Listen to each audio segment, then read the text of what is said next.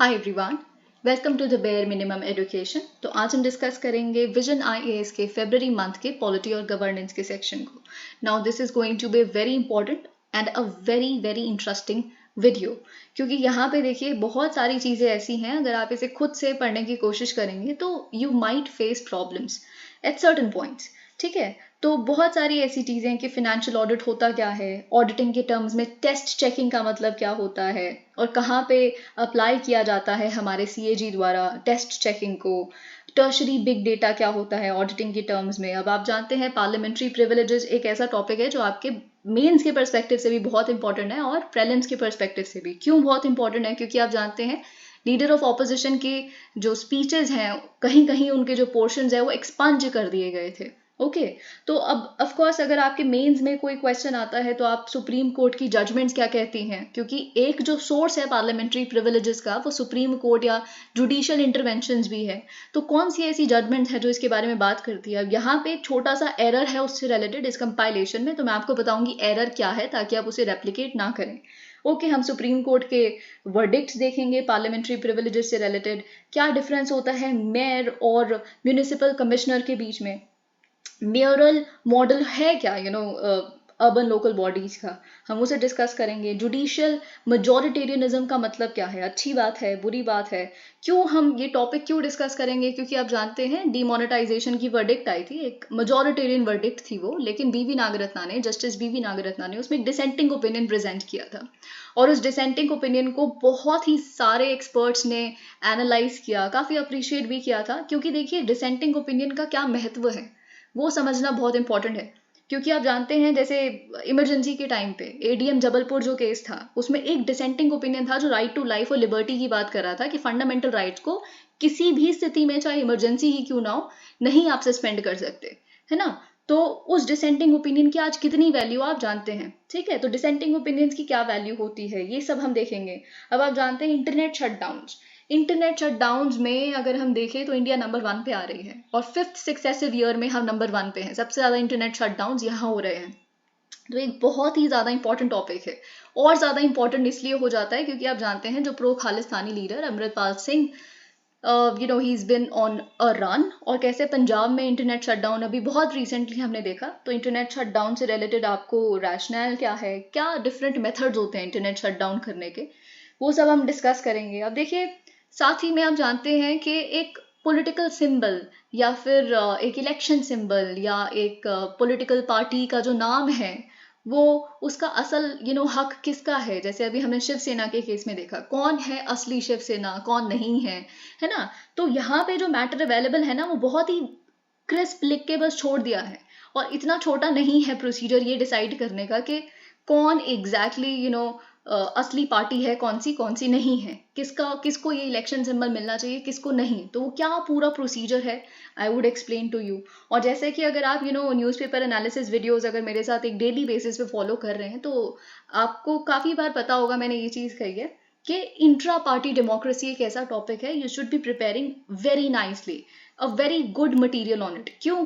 क्योंकि intra party democracy पे definitely एक क्वेश्चन आ सकता है आपके मेंस में। क्योंकि अब क्या है, अगर आप 2022 का पेपर उठा के देखेंगे मेंस का, तो क्वेश्चंस बहुत ज्यादा डायनामिक आ रहे हैं, एकदम स्टैटिक क्वेश्चंस नहीं आ रहे। डायनामिक तो ऑफ कोर्स होता ही है GS2 और GS3 का पेपर, लेकिन बाय डायनामिक आई मीन वही क्लीशे जो टॉपिक्स हैं जिस पे आज तक पूछा जा रहा था। 2022 का जो क्वेश्चन पेपर है वो कंप्लीटली आउटलायर है उस टर्म में। National political parties, regional political parties, इन तरह के क्वेश्चंस भी आ गए हैं। तो डेफिनेटली इंट्रा पार्टी डेमोक्रेसी भी क्वेश्चन आ सकता है। क्यों आ सकता है इसका भी अगर मैं आपको रीजन बताऊं कि अभी रिसेंटली हमने जगन मोहन रेड्डी जी को जैसे परमानेंट प्रेसिडेंट हमेशा के लिए जब तक वो है तब तक के लिए डिक्लेयर कर दिया गया था पॉलिटिकल पार्टी का, जो अगर हम वाईएसआर कांग्रेस की बात करें तो उसके खिलाफ हमने काफी बैकलैश देखा था इलेक्शन कमीशन ऑफ इंडिया द्वारा। फिर इंट्रा पार्टी डेमोक्रेसी पे और भी बहुत सारी बातें हो रही हैं क्योंकि रिसेंटली कांग्रेस में भी इलेक्शंस हुए थे, ठीक है, जिससे मल्लिकार्जुन खड़गे प्रेसिडेंट बने थे। तो ऐसे बहुत सारे रीजंस की वजह से इंट्रा पार्टी डेमोक्रेसी एक बहुत इंपॉर्टेंट कॉन्सेप्ट है। लेकिन यहाँ पे हम काफी समय से वेट कर रहे थे कि अच्छा मटेरियल आएगा शायद विजन आएगा इसके कंपाइलेशंस में, लेकिन नहीं आया। तो we will have a discussion कैसे अगर इस पे क्वेश्चन आता है तो एक सॉलिड आंसर कैसे लिख सकते हैं, क्योंकि वही क्लीशे चीज़ें, ट्रांसपेरेंसी होगी, अकाउंटेबिलिटी होगी, तो सब लिखेंगे, ये 3-4 पॉइंट तो सब लिख के आएंगे, तो आप उसको एक कॉन्क्रीट आंसर कैसे बना सकते हैं, I would tell you definitely. So okay, and in case you find these videos helpful, please let me know that by commenting below, liking the video and subscribing to my channel. और साथ ही में अगर आपने पिछली videos नहीं देखी हैं and you've been struggling with the Vision IAS monthly compilations, तो अगस्त मंथ के ऑनवर्ड्स हमने जनवरी तक की कंपाइलेशंस डिस्कस की हैं, पॉलिटी गवर्नेंस के सेक्शन को और साथ ही में इकोनॉमी के भी सेक्शन को, तो आप उन वीडियोस को देख सकते हैं. I would link them in the I button. अगर आप इकोनॉमिक सर्वे की जो एक्सप्लेनेशन सर्च कर रहे हैं, या फिर आपको लगता है कि कैसे हर पर्टिकुलर चैप्टर को प्रीलिम्स के पर्सपेक्टिव से, एमसीक्यूज के साथ और मेंस के पर्सपेक्टिव से उनके क्वेश्चंस को डिस्कस करते हुए कवर किया जा सकता है चैप्टर वाइज इकोनॉमिक सर्वे को, तो बहुत ही क्रिस्प मैनर में बहुत ही छोटी वीडियोस 5 अवेलेबल हैं. अगर हम देखें तो बहुत ज़्यादा लंबा समय लग सकता है इकोनॉमिक सर्वे खुद से कवर करने में, तो आप उन वीडियोस को जाके देख सकते हैं. बहुत ही सिंप्लीफाइड लैंग्वेज में सब कुछ समझाया गया है. ओके, अब देखिए आज का जो पहला टॉपिक है वो है ऑडिट डेटा स्टैंडर्डाइजेशन. तो न्यूज़ ये है कि controller and auditor general of India ने कहा है सरकार को अडॉप्ट करना चाहिए ऑडिट डेटा स्टैंडर्ड्स को. स्टैंडर्डाइजेशन ऑफ डेटा का मतलब क्या है, या स्टैंडर्डाइजेशन ऑफ डेटा कीपिंग का मतलब क्या है, कि आप जो डेटा रख रहे हैं पूरे इंडिया में एक फिक्स्ड पैटर्न हो, एक फिक्स्ड तरह से कि ये चीज़ें होनी चाहिए, ताकि आपके लिए भी आसान हो, इफेक्टिव पॉलिसी डिसीजन मेकिंग हो सके. आपको पता है कि एग्जैक्टली ये हमारा डेटा ये बता रहा है. ओके, तो it's good for you also, और जो ऑडिटर है आपका उसके लिए भी काफ़ी आसान हो कि पूरे इंडिया के जितने भी डिपार्टमेंट्स हैं, गवर्नमेंट्स हैं, उनका अगर डेटा कंपेयर करना हो तो कंपेयर भी तो कर पाएं. अभी कैसे कंपैरिजन हो सकता है, या अगर हम बेस्ट प्रैक्टिस बताएं तो कैसे बताएं. उनका अपना डेटा कीपिंग का तरीका अलग है, किसी स्टेट का, किसी और का कुछ और तरीका है. तो एक फिक्स्ड डेटा स्टैंडर्डाइजेशन होना बहुत ज़रूरी है. अब ठीक है, ये न्यूज़ है और जैसा कि मैंने आपको बताया, लेकिन ऑफ कोर्स ये सब कुछ हमने यहाँ पे डिस्कस कर लिया. हम देख लेते हैं कि किस तरह के ऑडिट्स कंडक्ट किए जाते हैं CAG द्वारा. देखिए पहला यहाँ पे लिखा है फिनेंशियल ऑडिट, और दूसरा लिखा है रेगुलरिटी ऑडिट, तीसरा रिसीट्स ऑडिट और चौथा परफॉर्मेंस ऑडिट. अब देखिए आप जानते हैं फिनेंशियल ऑडिटिंग में क्या होता है. फिनेंशियल ऑडिटिंग में ये डिटरमाइन किया जाता है CAG द्वारा कि क्या एक एंटिटी जो है, यहाँ पे कोई सरकार हो सकती है या फिर कोई PSU हो सकता है, जो भी ओके, कोई एक एंटिटी है, उसकी जो फिनेंशियल स्टेटमेंट है, ठीक है, कि हमारे एसेट्स इतने हैं, लायबिलिटीज या इस तरह का जो भी है, ठीक है, जो उनकी फाइनेंशियल स्टेटमेंट या फाइनेंशियल इंफॉर्मेशन वो प्रॉपरली प्रिपेयर्ड है कि नहीं है. उसमें जो भी रूल्स कहते हैं, प्रोसीजर्स कहते हैं कि एक फिनेंशियल स्टेटमेंट कंप्लीट तभी होगी जब ये सारे रिस्पेक्ट्स उसमें बेसिकली एड्रेस किए जाएं. वो सारी इंफॉर्मेशन उसमें है कि नहीं है, ठीक है. और ये भी पता लगाना कि CAG द्वारा कि ये जो भी सारी चीज़ें इसमें लिखी हैं, एसेट इतने, लायबिलिटी इतने, तो एग्जैक्ट फिनेंशियल सिचुएशन है क्या इस पर्टिकुलर एंटिटी की, ठीक है, इसकी क्या फिनेंशियल सिचुएशन सही है या नहीं है. ओके, क्या इसमें जो एसेट लिखे हैं वो एक मिस स्टेटमेंट तो नहीं है, कोई फ्रॉड तो नहीं है. ये सारी चीज़ें बेसिकली फिनेंशियल ऑडिटिंग में होती हैं. ओके, इसमें फिनेंस अकाउंट्स को भी, जो सरकार के फिनेंस अकाउंट्स होते हैं, ठीक है, वो भी आते हैं. एप्रोप्रिएशन अकाउंट्स भी होते हैं जिसमें एक्सपेंडिचर होता है. ये सारी चीज़ें आप जानते हैं. ओके, सेकंड यहाँ पे लिखा है रेगुलरिटी ऑडिट. रेगुलरिटी ऑडिट में क्या होता है कि जिस पर्पस के लिए मनी को यहाँ पे लिखा गया, आपकी फिनेंशियल इंफॉर्मेशन में, आपकी डेटा में, आपने बोला इतना पैसा मैंने इस पर्टिकुलर चीज़ के लिए एलोकेट किया था, ठीक है, तो क्या ये इसी पर्टिकुलर चीज़ के लिए गया है कि नहीं. जिस पर्पस के लिए इंटेंड किया था आपने पर्टिकुलर तरह की मनी को, ठीक है, वो उसी के लिए यूज हुआ है कि नहीं. ओके, ये चीज़ यहाँ पे हम देखते हैं.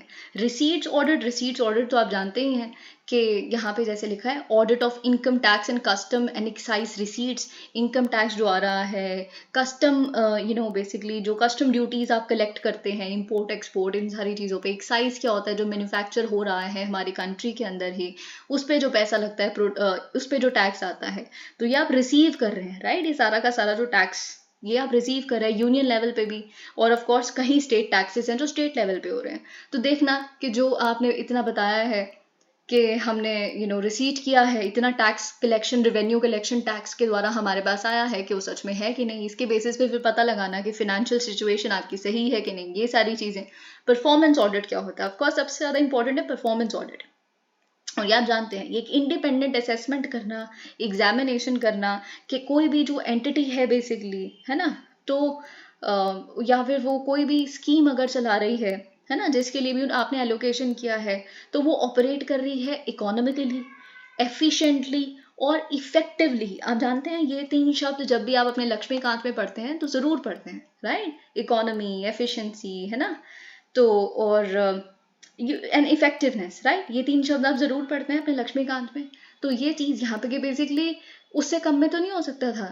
यानी कि आप इकोनॉमी का मतलब है वेस्टेज तो नहीं हो रहा, वेस्टेज एक्सपेंडिचर तो नहीं हो रहा, स्कीम इतना मांगती नहीं, जबरदस्ती लगाई जा रहे हो, ठीक है। और एफिशिएंट का मतलब क्या है कि सही इम्प्लीमेंटेशन तो हो रहा है कि नहीं, यहाँ पे भी वेस्टेज वाला आप कह सकते हैं चीज आ जाती है, ओके। और इफेक्टिव मतलब जिस इंटेंशन, और वही इकोनॉमी, एफिशिएंसी और इफेक्टिवनेस, ठीक है। मतलब जो आप कह रहे हैं उससे सही चीज हो भी रही है ग्राउंड लेवल पे या नहीं। तो ये तो बहुत सिंप्लीफाइड चीज हो गई। आगे हम देखते हैं कि प्रेजेंट सिस्टम है क्या ऑडिटिंग का। ओके, अभी क्या है स्टैट्यूटरी ऑडिट। स्टैट्यूटरी ऑडिट मतलब आप जानते हैं कि सीएजी क्या है? Audit conducted by the CAG through the agency of Indian audit and accounts department as per the constitution. आप जानते हैं कॉन्स्टिट्यूशन का आर्टिकल 148 सीएजी के बारे में बात करता है। डॉक्टर बी आर अम्बेडकर ने कहा था सबसे इंपॉर्टेंट कॉन्स्टिट्यूशनल पोस्ट है ये। क्यों? क्योंकि हमारे पर्स का ध्यान रखती है। देखिए, देखा जाए ना तो असल में जो सीएजी है वो हमारा काम कर रहा है, राइट? ये पता लगा रहा है कि जो हमारा पैसा टैक्स के रूप में सरकार को हम दे रहे हैं वो हमारा पैसा है। ये कुछ भी देश में जो हो रहा है वो हम इंश्योर कर रहे हैं कि हो पाए, क्योंकि हम टैक्स भर रहे हैं, राइट? तो उसको सही से यूज किया जा रहा है कि नहीं, उसमें कुछ फ्रॉड तो नहीं है, ठीक है। तो इसीलिए पब्लिक पर्स, उसका ध्यान रखना इसीलिए सबसे इंपॉर्टेंट पोस्ट है कि आप जानते हैं। तो कॉन्स्टिट्यूशन और एक एक्ट है 1971 का, duties, powers and condition of service act. तो इसके माध्यम से बेसिकली सीएजी का ये फंक्शन है कि वो ऑडिट करे सारे एक्सपेंडिचर्स को जो कंसोलिडेटेड फंड ऑफ इंडिया से हो रहे हैं, कंसोलिडेटेड फंड ऑफ स्टेट से हो रहे हैं, या फिर कंसोलिडेटेड फंड जो बेसिकली यूनियन टेरिटरीज का है जिनमें लेजिस्लेचर एग्जिस्ट करता है। और क्या ऑडिट करता है उन सारी ट्रांजैक्शंस को जो यूनियन लेवल पे या स्टेट लेवल पे हो रही है रिलेटेड टू कंटिंजेंसी फंड्स जो प्रेसिडेंट के डिस्पोजल पे होता है, इमरजेंसी पर्पसेस के लिए जो पैसा निकाला जाता है, कोई डिजास्टर हो जाए, कोई भी इस तरह की चीजें। और पब्लिक अकाउंट्स जिसमें पब्लिक मनी होती है। पब्लिक अकाउंट्स पे कैसी पब्लिक मनी होती है? जो आपके सेविंग्स अकाउंट, जो सेविंग्स की जो पैसे या पीएफ वगैरह, ये सारी चीजें इसमें पब्लिक मनी होती है। ओके, तो इसके ट्रांजैक्शंस जो भी हो रहे हैं वो भी ऑडिट किए जाते हैं। और क्या ऑडिट करता है CAG? CAG is empower to inspect any office connected with the transaction to which his or her authority x tends. तो देखिए, बेसिकली अगर किसी तरह की ट्रांजैक्शन का ऑडिटिंग करने के लिए आपको अनेबल किया गया है, उस तरह की ट्रांजैक्शन के साथ एक और ऑफिस अटैच्ड है या कहीं ना कहीं उस तरह के ट्रांजैक्शन के साथ लिंक्ड है, कोई उसका रोल आ रहा है, तो उसको भी आप बेसिकली ऑडिट कर सकते हैं, इंस्पेक्ट कर सकते हैं। ओके, एनी ऑफिस यहाँ पे लिखा है। इंटरनल ऑडिट, ये तो हमने देख लिया कि स्टैट्यूट क्या कहता है, कौन कौन सी चीजें आप ऑडिट कर सकते हैं। लेकिन इंटरनल ऑडिट का मतलब क्या है? अब ये बहुत इंपॉर्टेंट है, ध्यान से सुनिएगा। एक ऑर्गेनाइजेशन है और ये ऑलमोस्ट हर कंपनी में भी होता है, ये आप जानते हैं। इंटरनल ऑडिटिंग, इसमें क्या होता है कि आप क्या करते हैं अपनी कंपनी में ही एक कोई एजेंसी या कोई एक डिपार्टमेंट फिक्स कर देते हैं, या फिर आप बेसिकली जो आपकी मैनेजमेंट है वो बना देती है ऐसा कोई डिपार्टमेंट, और फिर वही बेसिकली ऑडिटिंग करता है आपके फिनेंशियल स्टेटमेंट्स की, फिनेंशियल इंफॉर्मेशन की, अकाउंट्स की, ठीक है। तो ये आपको यहाँ पे पता है, integral part of the organisation and functions directly under the chief executive. CEO के अंडर बेसिकली आप कह सकते हैं ये जो ऑडिटिंग वाला डिपार्टमेंट होता है ये काम करता है यूजुअली, अगर हम कंपनी की बात करें। तो यहाँ पे सीएजी क्या करता है आके? सीएजी इंटरनल ऑडिट के केस में सिर्फ इतना काम करता है, टेस्ट चेकिंग करता है इंटरनल ऑडिट वर्क की। टेस्ट चेकिंग का मतलब क्या होता है कि आपने रैंडमली आपने क्या किया कि इतनी लार्ज नंबर ऑफ ट्रांजैक्शंस में से कोई भी ट्रांजैक्शन उठा लिया, आप गए, आपने बोला दिखाओ अपना जो ऑडिट है ना, या फिर ट्रांजैक्शन सारी दिखाओ। तो उसमें से आपने सिलेक्टिवली, रैंडमली कुछ भी सिलेक्ट करके देखा, अच्छा इस तरह से आपने टेस्ट चेकिंग की, रैंडमली आपने कोई भी ट्रांजैक्शन उठाई, बहुत सारी ट्रांजैक्शन में से कुछ few transaction, and you test check it. Okay, significance of standardisation of data. वही जैसे कि मैंने आपको बताया, पहली बात तो इफेक्टिव पॉलिसी मेकिंग होगी आपके पार्ट पे, इफेक्टिव डिसीजन मेकिंग, है ना. जो आप यानी कि सरकारें जो हैं वो अगर सही से स्टैंडर्डाइज मैनर में रखने लग पड़ेंगे अपने डेटा को. ओके, और ऑफ कोर्स ऑडिटर्स के लिए भी इट इज़ बेटर, क्योंकि वो एनालिसिस उनके लिए आसान बन जाएगा. कोई फिक्स्ड कोई चीज़ ही नहीं है, फ्रेगमेंटेड हुआ हुआ है, खुद समझ लो जो समझना है. It become so tedious. Okay, data standards will help not only policy makers and executive, ये सारी चीज़ें मैं आपको बता चुकी हूँ. It will significantly aid auditors as the extraction of relevant data as per standardized data export format from underlying database will be enabled. New technology आप जानते हैं बहुत इजीली अडॉप्ट की जा सकती है, AI, बिग डेटा माइनिंग, ये सारी चीज़ें यहाँ लिखी है. इश्यूज विद, अब देखिए और भी इम्पॉर्टेंट है कि अगर हम इसको ग्लोबल जो बेस्ट प्रैक्टिसेस हैं उसके साथ अगर अलाइन कर दें अपना जो डेटा कीपिंग स्ट्रैटेजी है हमारी, तो इट बिकम्स ईजियर ऑल्सो कि हम बाकी इंटरनेशनल जो सिस्टम है उसके साथ भी खुद को कंपेयर कर पाएंगे, अलाइन कर पाएंगे. Issues with the existing audit system. Okay, what are the issues with the existing audit system? Lack of audit standardization. Of course, topic यही है, सबसे पहला तो इशू यही है हमारे existing audit system के साथ. ठीक है, large volumes of data collected by different government agencies and departments are not shared. सबसे बुरी बात क्या है कि एक फॉर एग्जाम्पल मिनिस्ट्री है, मिनिस्ट्री के अंडर ही ऑफकोर्स कुछ डिपार्टमेंट्स है, वो डिपार्टमेंट्स ही एक दूसरे के साथ चीज़ें शेयर नहीं करते. जो डेटा है कुछ भी नहीं, साइलोज में डेटा पड़ा हुआ है. ठीक है, और जो डेटा शेयर भी हो रहा है वो मशीन रीडेबल फॉर्मेट में नहीं है. ठीक है, और जो शेयर हो भी है वो इंटीग्रेट नहीं हो सकता. इंटीग्रेट की आप जानते हैं, only similar things equals can only be integrated, ये आप चीज़ देखते हैं राइट. तो अगर एक सेम पैटर्न होगा राइट, जो सेम कॉलम सेम रोज है ना, और फिर आगे जो डेटा आपने डाला हुआ है, तभी तो आप उसको इंटीग्रेट कर पाएंगे ना. ऑटोमेटिकली आपने अपने सॉफ्टवेयर में डाला और वो डेटा पूरा कंपाइल होके आ जाएगा. लेकिन अगर पैटर्न ही सेम नहीं है, उन्होंने कोई और पैटर्न फॉलो किया, उन्होंने एकदम कुछ भी लिखा हुआ है, तो कैसे हो सकता है, इंटीग्रेशन ही नहीं हो सकती. Over reliance on. अब एक और चीज़ है, ये चीज़ हमने पिछली वीडियो में ही देखा था कि हम सर्वेज पे काफ़ी रिलाई कर रहे हैं. सर्वे क्या होता है, ग्राउंड लेवल पे चीज़ें पूछना और ये सब वगैरह, है ना. और ग्राउंड लेवल पे भी क्या होता है कि आप कुछ लोगों से पूछते हैं, जो कुछ सैंपल आपने सोचा कि इतने सैंपल ऑफ लोगों से हम ये फॉर्म भरवाएंगे और उनसे पूछेंगे ये इन्फॉर्मेशन है. अब सर्वे बेस्ड जो भी डेटा होता है ऑफकोर्स उसमें काफ़ी समय लगता है, दस कंसिडरेबल लैग, है ना. तो फिर ये जो सर्वे बेस्ड डेटा आया है, डेटा कलेक्शन हुआ है, जब आप इसको रिलीज करेंगे इसको ऑडिट करके, तो कितने टाइम पहले हुआ था, आज उसकी कोई यूजफुलनेस ही नहीं बची, वो एकदम वर्थलेस हो गया. हमको जानना ही नहीं है, कोई मतलब ही नहीं है उस टाइम को गए हुए, इतना समय हो गया.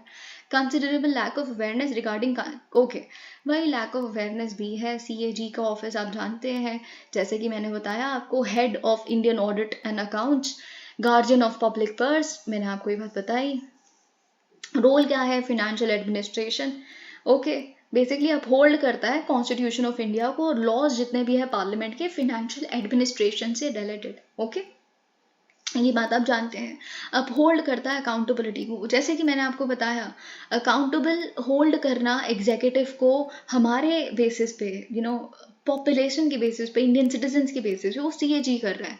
ठीक है, एजेंट ऑफ पार्लियामेंट. और देखिए हम जब कहते हैं कि बेसिकली जो एग्जीक्यूटिव है उसे पार्लियामेंट होल्ड करता है, पार्लियामेंट्री सिस्टम ऑफ गवर्नमेंट की सबसे खूबसूरत चीज़ यही है कि legislature would hold the executive accountable. तो and when legislature is holding an executive accountable, we as people are holding the executive accountable. क्यों? क्योंकि वहां पे जो ऑपोजिशन बैठी है वो ऑपोजिशन हमारी आवाज है. ठीक है, तो फिर यहाँ से देखिए एक और टॉपिक आता है जो हम बहुत डिटेल में अभी बहुत रिसेंटली डिस्कस कर चुके हैं, ऑपोजिशन. क्यों एक अच्छे ऑपोजिशन की जरूरत है, what is the role of opposition in democracy, it is very important. Okay, और ये भी एक बहुत इंपॉर्टेंट क्वेश्चन है जो आपसे पूछा जाएगा इस बार, आप खुद देख लीजिएगा, चाहे प्रीलिम्स में आए मेंस में आए, you will definitely get a question on it. Okay, तो मेंस में तो डेफिनेटली आ ही सकता है बहुत फुल फ्लैश्ड क्वेश्चन. तो ये चीज़ यहाँ पे लिखिए कि पार्लियामेंट के एजेंट की तरह काम करता है CAG, and it is responsible only to the parliament. Okay, and it conducts the audits of expenditures on behalf of the parliament. The reform required, अब देखिए रिफॉर्म क्या चाहिए सीएजी के फंक्शन, पहली बात तो कोई क्वालिफिकेशन ही नहीं है सीएजी के लिए, कोई क्वालिफिकेशन ही ले डाउन नहीं की हुई कि इसको ऑडिट में कोई एक्सपीरियंस होना चाहिए, फिनेंस में कोई, ऐसा कुछ भी नहीं लिखा हुआ। हमेशा आईएएस ऑफिसर्स ही बन रहे हैं सीएजी, और वो भी देखिए ऐसा है कि इसमें कुछ गलत नहीं है, पर बात इतनी है कि जैसे इंटरनल ऑडिट एंड अकाउंट, अब देखिए मैं आपको एक सिंपल सी बात बताती हूँ। जो यूपीएससी का एग्जाम है उसमें बहुत सारी सर्विसेज हैं, ठीक है, उसमें से एक सर्विस जो है वो बेसिकली IAAS भी है, okay, audit and account services. तो उसमें क्या है, you become an officer that way, है ना, ऑडिट एंड अकाउंट्स ऑफिसर। तो यही बेसिकली सीएजी के अंडर काम करता है। होना क्या चाहिए, यही प्रमोट हो कि एक दिन सीएजी बनने चाहिए, लेकिन ऐसा हो नहीं रहा है। एक आईएएस ऑफिसर यूजुअली सीएजी बनता है, ठीक है। तो ये चीज़ मैं खैर आपको एक्स्ट्रा बता रही हूँ, of course this is something you can write, okay. तो ये चीज़ क्वालिफिकेशन होनी चाहिए। और जो स्टेट अकाउंटेंट जनरल है उनको तो कोई कॉन्स्टिट्यूशनल स्टेटस भी नहीं दिया हुआ, ठीक है, तो उनको कॉन्स्टिट्यूशनल स्टेटस दीजिए, ओके। और पब्लिकली फंडेड बॉडीज, सारी पब्लिकली फंडेड जो बॉडीज हैं they should fall under the ambit of CAG, but currently they don't. सबसे बड़ी चीज़ आप जो देखते हैं पंचायती राज इंस्टीट्यूशन, उनको सीएजी के एम्बिट में लाएं, और ये सब वगैरह बहुत रिसेंटली हम न्यूज़ में डिस्कस भी कर रहे हैं, ठीक है। क्वाज़ाई जुडिशियल पावर उनको दिया जाना चाहिए। क्या फ़ायदा, बस ऑडिटिंग करके बता दिया यहाँ पे फ्रॉड इन्वॉल्व है, आप जानते हैं। वैसे तो देखिए क्या है, अब मैं थोड़ा सा डाइग्रेस इसलिए कर रही हूँ ताकि आपको एक होलिस्टिक पिक्चर मिल सके। अब आप जानते हैं कि जुडिशियल पावर ना भी हो इनके पास, सीएजी के पास, लेकिन इनकी जो रिपोर्ट्स हैं काफ़ी वंडर्स क्रिएट कर सकती है। Wonders by that I mean कि आप पास्ट उठा के देखिए, बहुत सारे डिफेंस डील्स में जहाँ पे मिस एप्रोप्रिएशन या कुछ फ्रॉड दिखा है या कोई करप्शन दिखा है, तो बहुत मेजर केसेस बने, जैसे आपने 2G स्कैम केसेस वगैरह देखे, ये सब कुछ सीएजी की रिपोर्ट्स के बेसिस पे बेसिकली आप कह सकते हैं अनकवर हुए थे ये केसेस। उसकी वजह से हमने कोर्ट तक चीज़ें जाते हुए देखी। तो दैट वे ऑफ कोर्स इसका जो वेट है वो बहुत ज़्यादा है, पर आपको पता चल रहा है और आप हेल्पलेस फील कर रहे हैं कि आप प्रोसिक्यूट नहीं कर सकते सामने वाले इंसान को, और आपको पता है उन्होंने करप्शन किया, इसमें एक ऑफिशियल है, गवर्नमेंट बॉडी है, या फिर एक मिनिस्टर है, या पीएम है, कोई भी है, लेकिन तो इसीलिए थोड़ा क्वाज़ाई जुडिशियल पावर उनको देने के बारे में सोचा जा सकता है। और इश्यूज़ क्या हैं, अब देखिए मैं आपको एक और बात बताती हूँ। अगर आपके मेंस में क्वेश्चन आता है, तो अगर आपको ऑफकोर्स लैक ऑफ स्टैंडर्डाइजेशन तो आप लिख ही दीजिएगा, ठीक है, वो तो क्योंकि अब ये टॉपिक ही है तो आपको याद रहेगा। लेकिन अगर आपको इन पॉइंट्स में से कुछ एक आधा पॉइंट नहीं भी याद आता, तो आप क्या कर सकते हैं, आप यही वाले पॉइंट्स जो मैंने आपको बताया ना, आप एक certain reforms needed in CAG, है ना, तो ये चीज़ें लिखी कि सब पॉइंट्स लिख दीजिएगा, ठीक है, ये भी काम कर जाएंगे, उतने ही इफेक्टिव हैं पॉइंट्स भी जितना कि बाकी यहाँ पे लिखे हुए। और इश्यूज़ क्या है, no power to enforce audit findings, जैसे कि मैंने आपको बताया कि while the audit notice is a systematic violation of law, rules and regulations by departmental officers, it is unable to take, वही quasi judicial पावर नहीं है यहाँ पे। chaotic accounts of state companies, अब देखिए यहाँ पे क्या बताया गया है कि जो 900 स्टेट गवर्नमेंट कंपनीज है उनमें से जो एनुअल अकाउंट्स है 700 कंपनीज के, they are in arrears for periods as long as 12 years. Arrears का मतलब है कि जिस चीज़ के लिए बेसिकली उन्होंने एलोकेशन की थी, जिसे हम कहते हैं ना delay of funds, delay of payments, delay of salaries, जो बहुत सारे लोग प्रोटेस्ट कर रहे होते हैं, है ना, बहुत सारे गवर्नमेंट एम्प्लॉयज़, तो वो आपको यहाँ से पता चलता है। बहुत सारी स्टेट कंपनीज के जो एम्प्लॉयज़ हैं उनको उनकी वेजेस नहीं मिली होती, तो क्योंकि आपने वहाँ अपने उसमें एलोकेट कर दिया है पैसा कि इतना जाएगा वेजेस में, लेकिन वो डिसबर्स नहीं हुआ, या फिर वहाँ पे आपने एलोकेट भी नहीं किया, लेकिन जो आपके एम्प्लॉयज़ थे उन्होंने वो सर्विस रेंडर कर दिया आपकी कंपनी को जो उन्होंने करनी थी। तो ये बेसिकली यहाँ पे हमें पता चलता है। अगर मैं इन शॉर्ट आपको बताऊँ तो काफ़ी ज़्यादा डीले ऑफ सैलरीज चल रही हैं, ठीक है, गवर्नमेंट कंपनीज में। Short coming in the act क्या है कि जो एक्ट है 1971 का, वो यही नहीं बताता कि अगर एक जो पब्लिक ऑफिशियल है वो जब इस तरह के मनी को डिस्पर्स करता है या इशू करता है जो लीगली अवेलेबल ही नहीं है, तो फिर उसके खिलाफ क्या करें अब हम बैठ के, नहीं, बस हमें पता चल गया, वो पता चल गया, हम पार्लियामेंट को बता देंगे। बहुत बार पार्लियामेंट में भी इसको दबाने की कोशिश की जाती है, तो फिर क्या करें हम, है ना। तो इस तरह से कोई टीथ ही नहीं है सीएजी के पास। और साथ ही में यूनिटरी फंक्शन भी है सीएजी का, क्यों, क्योंकि वैसे तो हम फेडरलिज्म की बातें करते हैं, लेकिन जो सेंट्रल गवर्नमेंट है वो अकेले सीएजी को अपॉइंट करते हैं, वैसे प्रेसिडेंट, लेकिन जब हम प्रेसिडेंट कह रहे हैं तो हम सरकार कह रहे हैं सेंट्रल गवर्नमेंट कह रहे हैं, right. Ways for data standardisation, evidence based decision making. और हम क्या कर सकते हैं, वे फॉरवर्ड क्या है, data integration and quality assurance. Most of the administrative and survey data are generated at the state level.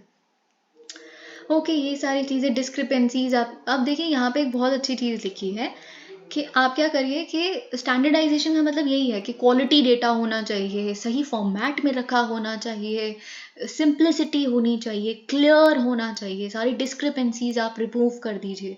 ठीक है, ये सारा काम हो गया। उसके बाद आप क्या करेंगे, स्टेट लेवल पे जितना भी डेटा है आपने सबको एक ही जैसी तरह से सिंप्लीफाई करा हुआ है, सब कुछ बनाया, उसको आप इंटीग्रेट कर दीजिए, स्टेट डेटा रिपोजिटरी बनाइए जिसमें सारा इन्फॉर्मेशन अवेलेबल है। उसी तरह से फिर इस इन्फॉर्मेशन को आप पब्लिकली अवेलेबल भी करवा सकते हैं अगर कुछ इसमें कॉन्फिडेंशियल नहीं है तो। ठीक है, साथ में यहाँ पे ये भी लिखा है, draft national data governance framework policy for modernisation of data collection and management can be fast tracked.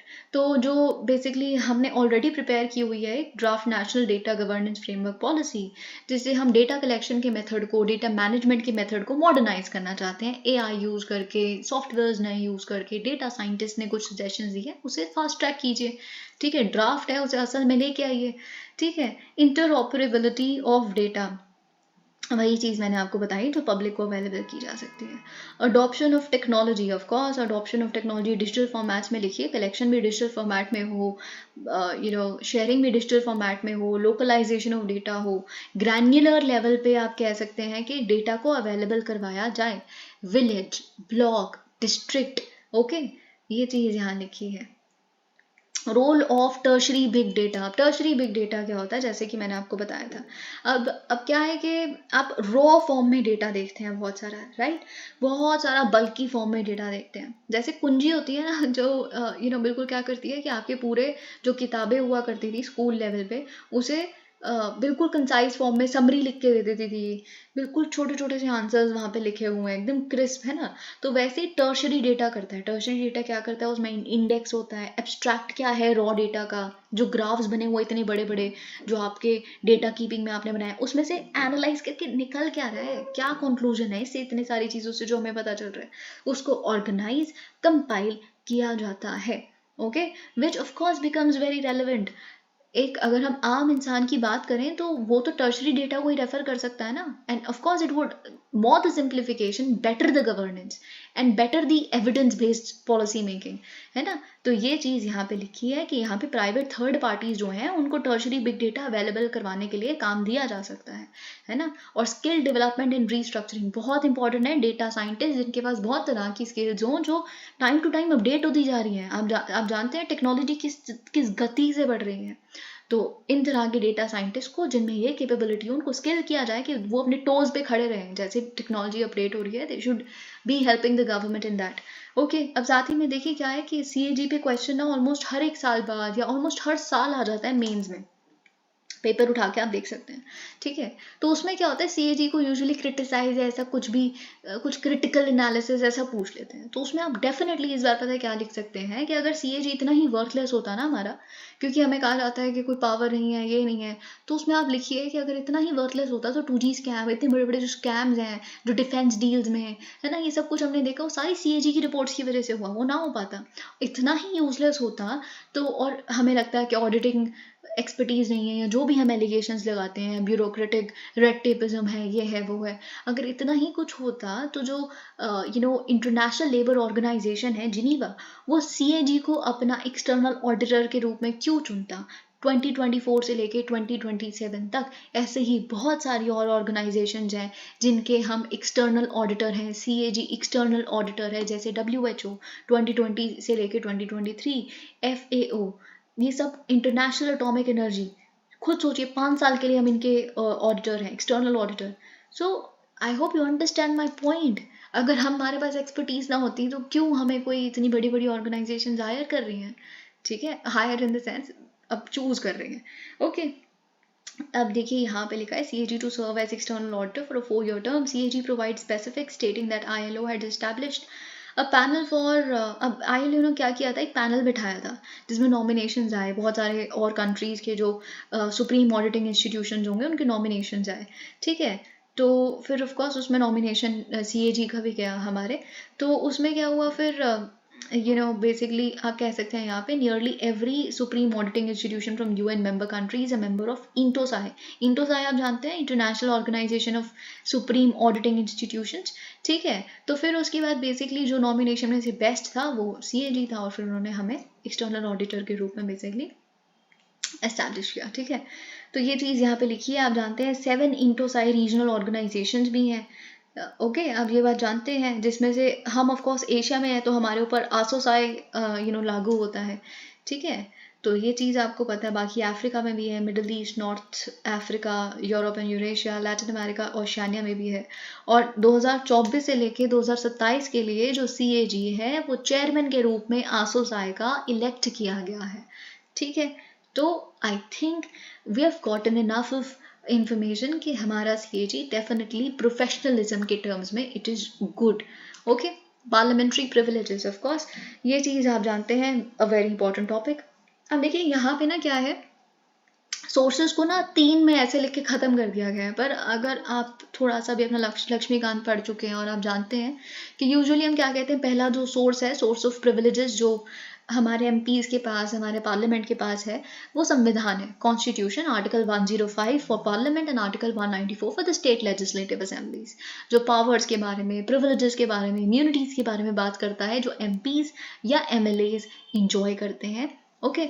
और अगर हम बात करें, पहला तो सोर्स ये हो जाता है। दूसरा सोर्स हम क्या यूजुअली सोचते हैं, जुडिशियल इंटरवेंशन या जुडिशियल प्रोनाउंसमेंट, जैसे कि अभी हम देखेंगे आगे एमएसएम शर्मा केस जो है basically, okay, MSM Sharma case, PV Narasimha Rao case, यहाँ से बेसिकली हमें सेकंड जो पॉइंट है ये मिलता है, सेकंड सोर्स ये मिलता है। तीसरा और क्या हमें मिलता है, conventions, healthy conventions, parliamentary conventions, right. और हमें क्या मिलता है, फोर्थ, रूल्स ऑफ प्रोसीजर, चाहे वो लोकसभा के हों चाहे वो राज्यसभा के हों, वहाँ से बेसिकली हमारे पास आता है प्रिविलेजेस का provisions.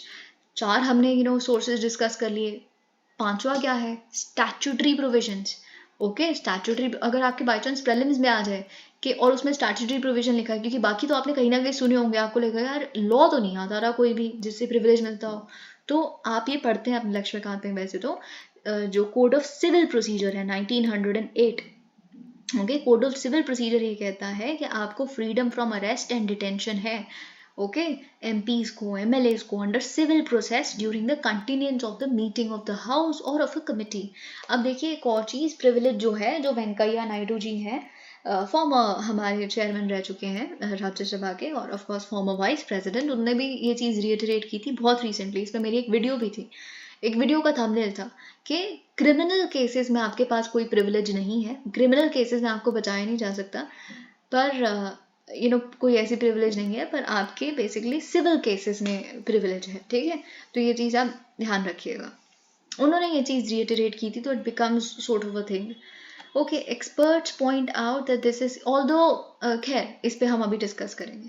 Experts point out that this is against, अब जानते हैं कि क्या है, लीडर ऑफ ऑपोजिशन की स्पीच के बेसिकली थोड़े पोर्शंस को एक्सपंज किया गया था, ओके। और ऑफकोर्स एनालिस्ट का ये कहना है, ऑपोजिशन का ये कहना है कि ये आर्टिकल 105 के खिलाफ है। साथ ही में टाइप्स ऑफ प्रिविलेजेस, अब देखिए अगर आपके मेंस में कोई जब कोई भी ऐसा क्वेश्चन आता है ना प्रिविलेजेस पे, तो आप क्या कीजिए, आप आंसर मत लिखने बैठ जाइए, क्योंकि वैसे ही उधर इतना टाइम नहीं होता। तो आप क्या कीजिए, पहले ये 5 जो मैंने आपको सोर्सेज बताए हैं, ये आप ऐसे फ्लो चार्ट सा बना के लिखिए, फिर उसके बाद टाइप्स ऑफ प्रिविलेजेस लिखिए, फिर उसके बाद यहाँ पे भी एक फ्लो चार्ट बना के individual privileges, collective privileges. Individual privileges जो ऑफकोर्स एमपीज के पास है, ईच मेंबर ऑफ पार्लियामेंट के पास है ना, जैसे freedom of speech and expression, आप खुला अपना दिमाग बोल सकें, जो भी आप सोच रहे हैं, है ना, you speak your minds out, okay. और क्या है, आपको अरेस्ट नहीं किया जा सकता सिविल केसेस में, यहाँ लिखा है ना, सिविल केसेस में during the session of the parliament, अगर पार्लियामेंट का सेशन चल रहा है तो आपको सिविल केसेस में, आप कोई लैंड डिस्प्यूट है, कुछ इस तरह की चीज़ें, तो आपको अरेस्ट नहीं किया जा सकता।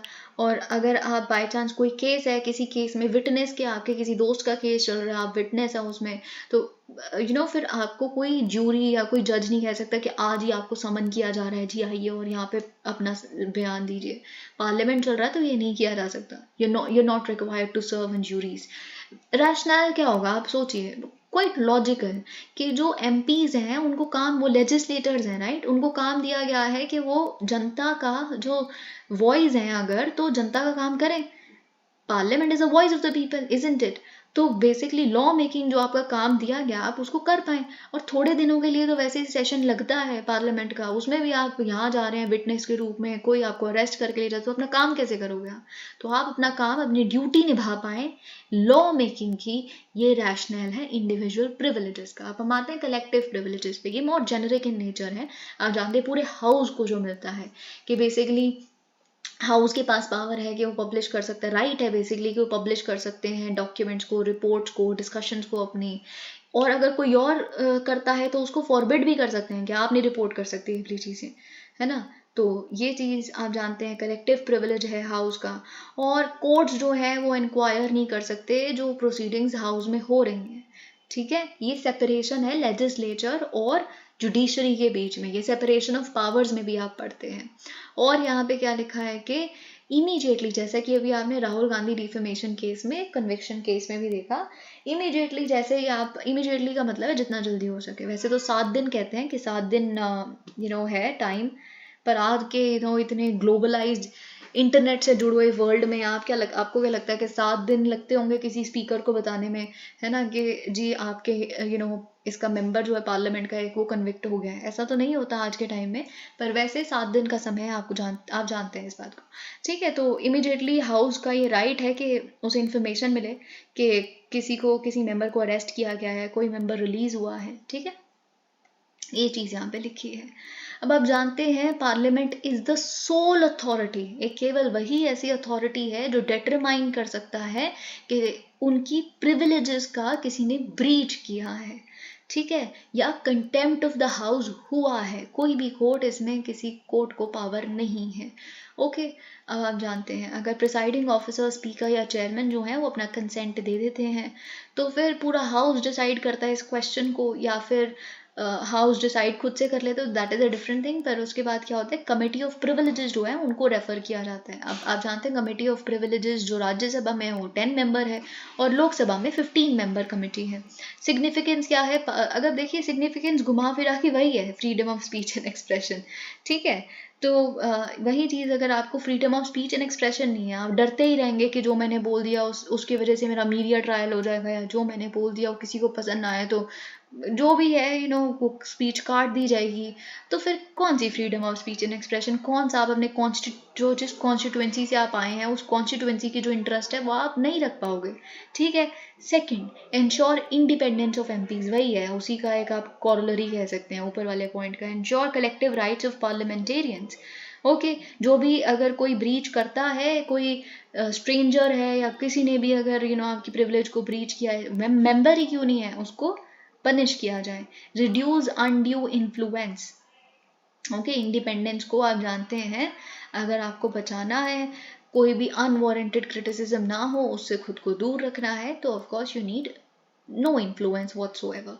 लिमिटेशंस टू प्रिविलेजेस, लेकिन ऑफ कोर्स ऐसा प्रिविलेजेस एब्सोल्यूट तो नहीं हो सकती। अगर आपके प्रीलिम्स में ये स्टेटमेंट लिखी है कि parliamentary privileges are absolute, they are not, nothing is absolute. What actually in this world is absolute? There has to be certain कोई रिस्ट्रिक्शन तो होनी चाहिए, ओके? तो इसीलिए लिमिटेशंस डेफिनेटली प्रिविलेजेस पे भी हैं। जैसे जो फ्रीडम ऑफ स्पीच है जो आपको मिल रही है वो कॉन्स्टिट्यूशनल प्रोविजंस के मुताबिक होनी चाहिए, रूल्स के मुताबिक होनी चाहिए पार्लियामेंट के, ठीक है?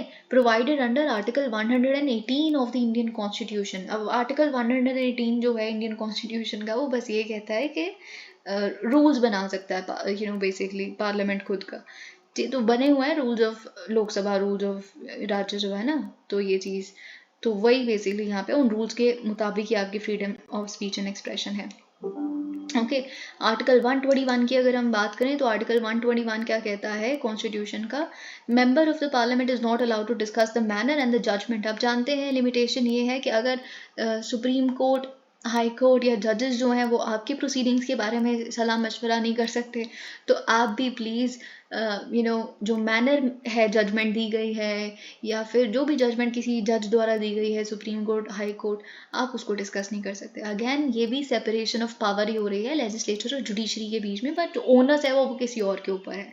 No immunity and right to be claimed and held back by the members what is it written, no immunity and right could be claimed and held back by the members for anything which is said. Of course कोई immunity नहीं मिल सकती अगर आपने parliament के बाहर, premises के बाहर कुछ कहा है. हम बेसिकली बात क्या है कि सेशन ऑफ पार्लियामेंट के दौरान आपके साथ कुछ गलत ना हो, क्योंकि आपकी एक ड्यूटी है पार्लियामेंट के लॉ मेकर के रूप में, वो आप निभा पाए. अब लॉ मेकर वाली ड्यूटी आपकी, जब सेशन नहीं है, ये प्रोसीडिंग्स नहीं हो रही, उसके बाहर आप कुछ भी कर रहे हो, फिर किस बात की इम्यूनिटी चाहिए आपको. Supreme court judgment regarding privileges. देखिए क्या है कि आप ये दोनों केसेस डेफिनेटली अगर कोई आंसर आता है तो उसमें मेंशन करना पड़ेगा. PV Narasimha Rao versus state. अगर तो इतना आपके लिए रेलेवेंट नहीं है कि मैं आपको पूरा केस बताऊं, पर अगर थोड़े से भी आप क्यूरियस है तो आप ये बात जानते होंगे. पीवी नरसिम्हा राव जी पे ब्राइबरी के केसेस थे, क्योंकि इनके खिलाफ एक नो कॉन्फिडेंस मोशन लाया गया था.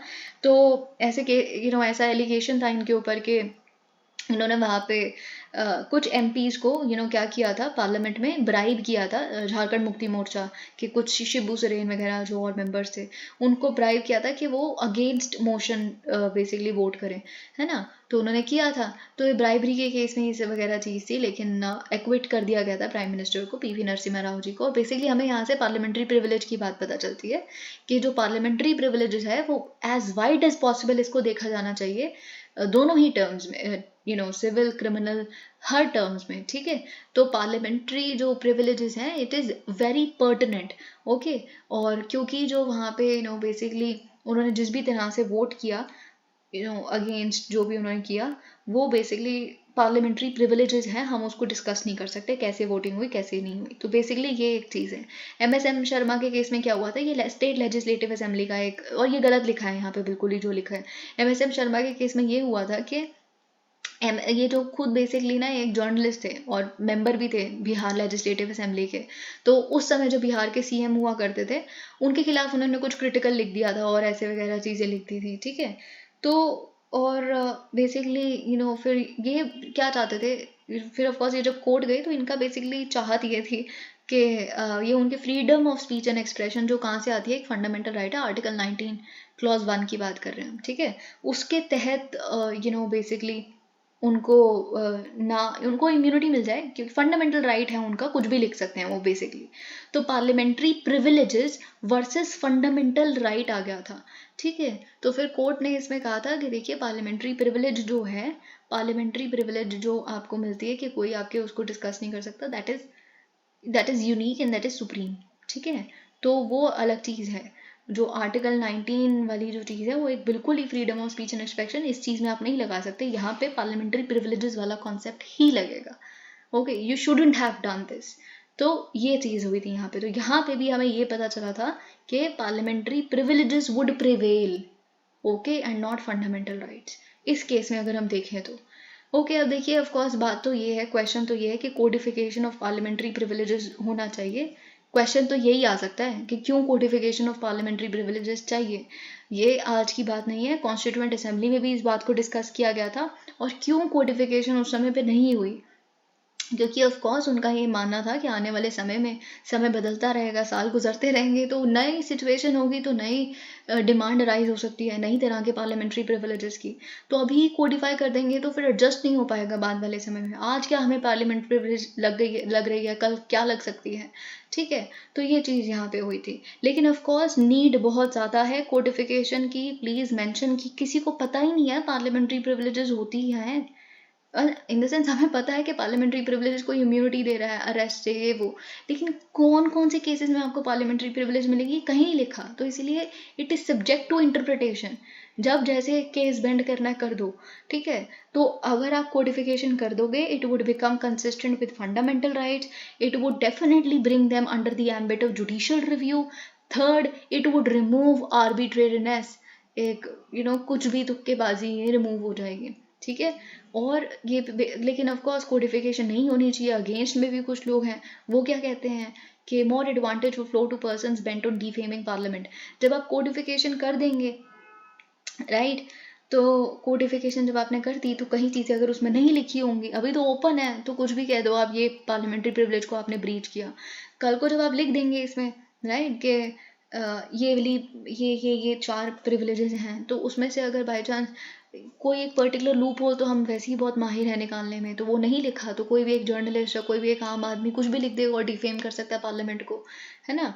तो ये चीज़ हो सकती है। और क्या हो सकता है कि कोर्ट्स को बार बार फिर हम इंटरवीन करना पड़ेगा, क्योंकि it would become subject to judicial review. पहली पेंडेंसी ऑफ केसेस बहुत ज़्यादा है। ओके, और वही सबसे बड़ी बात जो कॉन्स्टिट्यूएंट असेंबली में हुई थी कि नई प्रिविलेजेस कैसे इवॉल्व हो पाएंगी, वो नहीं हो पाएगा एक बार आपने कोडिफाई कर दिया। आप ऑलरेडी जानते हैं एक बार एक कोड लिखा जाए तो उसको कितने सालों बाद जाके रिव्यू किया जाता है। Challenges associated with parliamentary privileges. अब parliamentary privileges against natural justice है, principles of natural justice PNJ. क्यों? बिकॉज यू बिकम अ जज in your own cause. Okay, जज ये बेसिकली जब आप कह रहे हो ना कि जजेस आर अपॉइंटिंग जजेस, है ना, ये अगेंस्ट है ट्रांसपेरेंसी, अकाउंटेबिलिटी, इन सारी चीज़ों के, राइट। कोलिजियम सिस्टम की सबसे बड़ी जो क्रिटिसिज्म है, सबसे बड़ा उसका वो यही क्रिटिसिज्म है। And I am not saying कि क्रिटिसिज्म नहीं है, बिल्कुल है ये वाला क्रिटिसिज्म, पर ये भी बात है फिर आप भी तो ब्रीच ऑफ प्रिविलेज को खुद ही डिसाइड कर रहे हो, ऐसा बहुत सारे एक्सपर्ट्स कहते हैं, जैसे यहाँ लिखा है। तो यू आर ऑल्सो बिकमिंग जज इन योर ओन कॉज, है ना। कॉन्फ्लिक्ट ऑफ इंटरेस्ट हो सकता है यहाँ पे, फेयर ट्रायल की तो बात ही नहीं उठती फिर तो। Okay, legislators can become the sole arbiters of their privileges, वही ऊपर वाले एक पॉइंट की कोरोलरी है ये। अगेंस्ट कॉन्स्टिट्यूशनलिज्म और the doctrine of limited power, the absence of codification है नहीं, तो कॉन्स्टिट्यूशनलिज्म का मतलब क्या होता है? लिमिटेड पावर, खत्म, इससे ज़्यादा कुछ मतलब नहीं है कॉन्स्टिट्यूशनलिज्म का। ये कॉन्स्टिट्यूशनलिज्म वाला जो क्वेश्चन है, लिमिटेड गवर्नमेंट, ये कम से कम 3 बार तो आपके प्रीलिम्स में आ चुका है। तो यहाँ पे कोई कॉन्स्टिट्यूशनलिज्म तो है ही नहीं ना, है ना। जब हमें पता ही नहीं, कोडिफाई नहीं हुआ प्रिविलेजेस का, तो हमें पता ही नहीं, अनलिमिटेड पावर दे दी, it is subject to interpretation. कोई चीज़ breach of privilege may be breach of privilege opposition के केस में आप कह दें ब्रीच ऑफ प्रिविलेज है, लेकिन अगर रूलिंग पार्टी के किसी एमपी ने कुछ कहा है तो मे बी आप उसको ब्रीच ऑफ प्रिविलेज ना कंसिडर करें। तो क्या ये अगेंस्ट कॉन्स्टिट्यूशनलिज्म नहीं होगा? ओके, डिस्क्रेडिट्स सेपरेशन ऑफ पावर, वही चीज़ यहाँ लिखी है, सेपरेशन ऑफ पावर को आप यहाँ पे डिस्क्रेडिट करते हैं। ओके, वे फॉरवर्ड क्या होना चाहिए? वे फॉरवर्ड देखिए यहाँ पे एक लिखा है कि आप क्या कीजिए, आर्टिकल 19 क्लॉज 2 जिसमें हमें रीजनेबल रिस्ट्रिक्शंस मिलती है freedom of speech and expression में, उसमें एक और चीज़ ऐड कर दीजिए, कंटेम्प्ट ऑफ लेजिस्लेचर।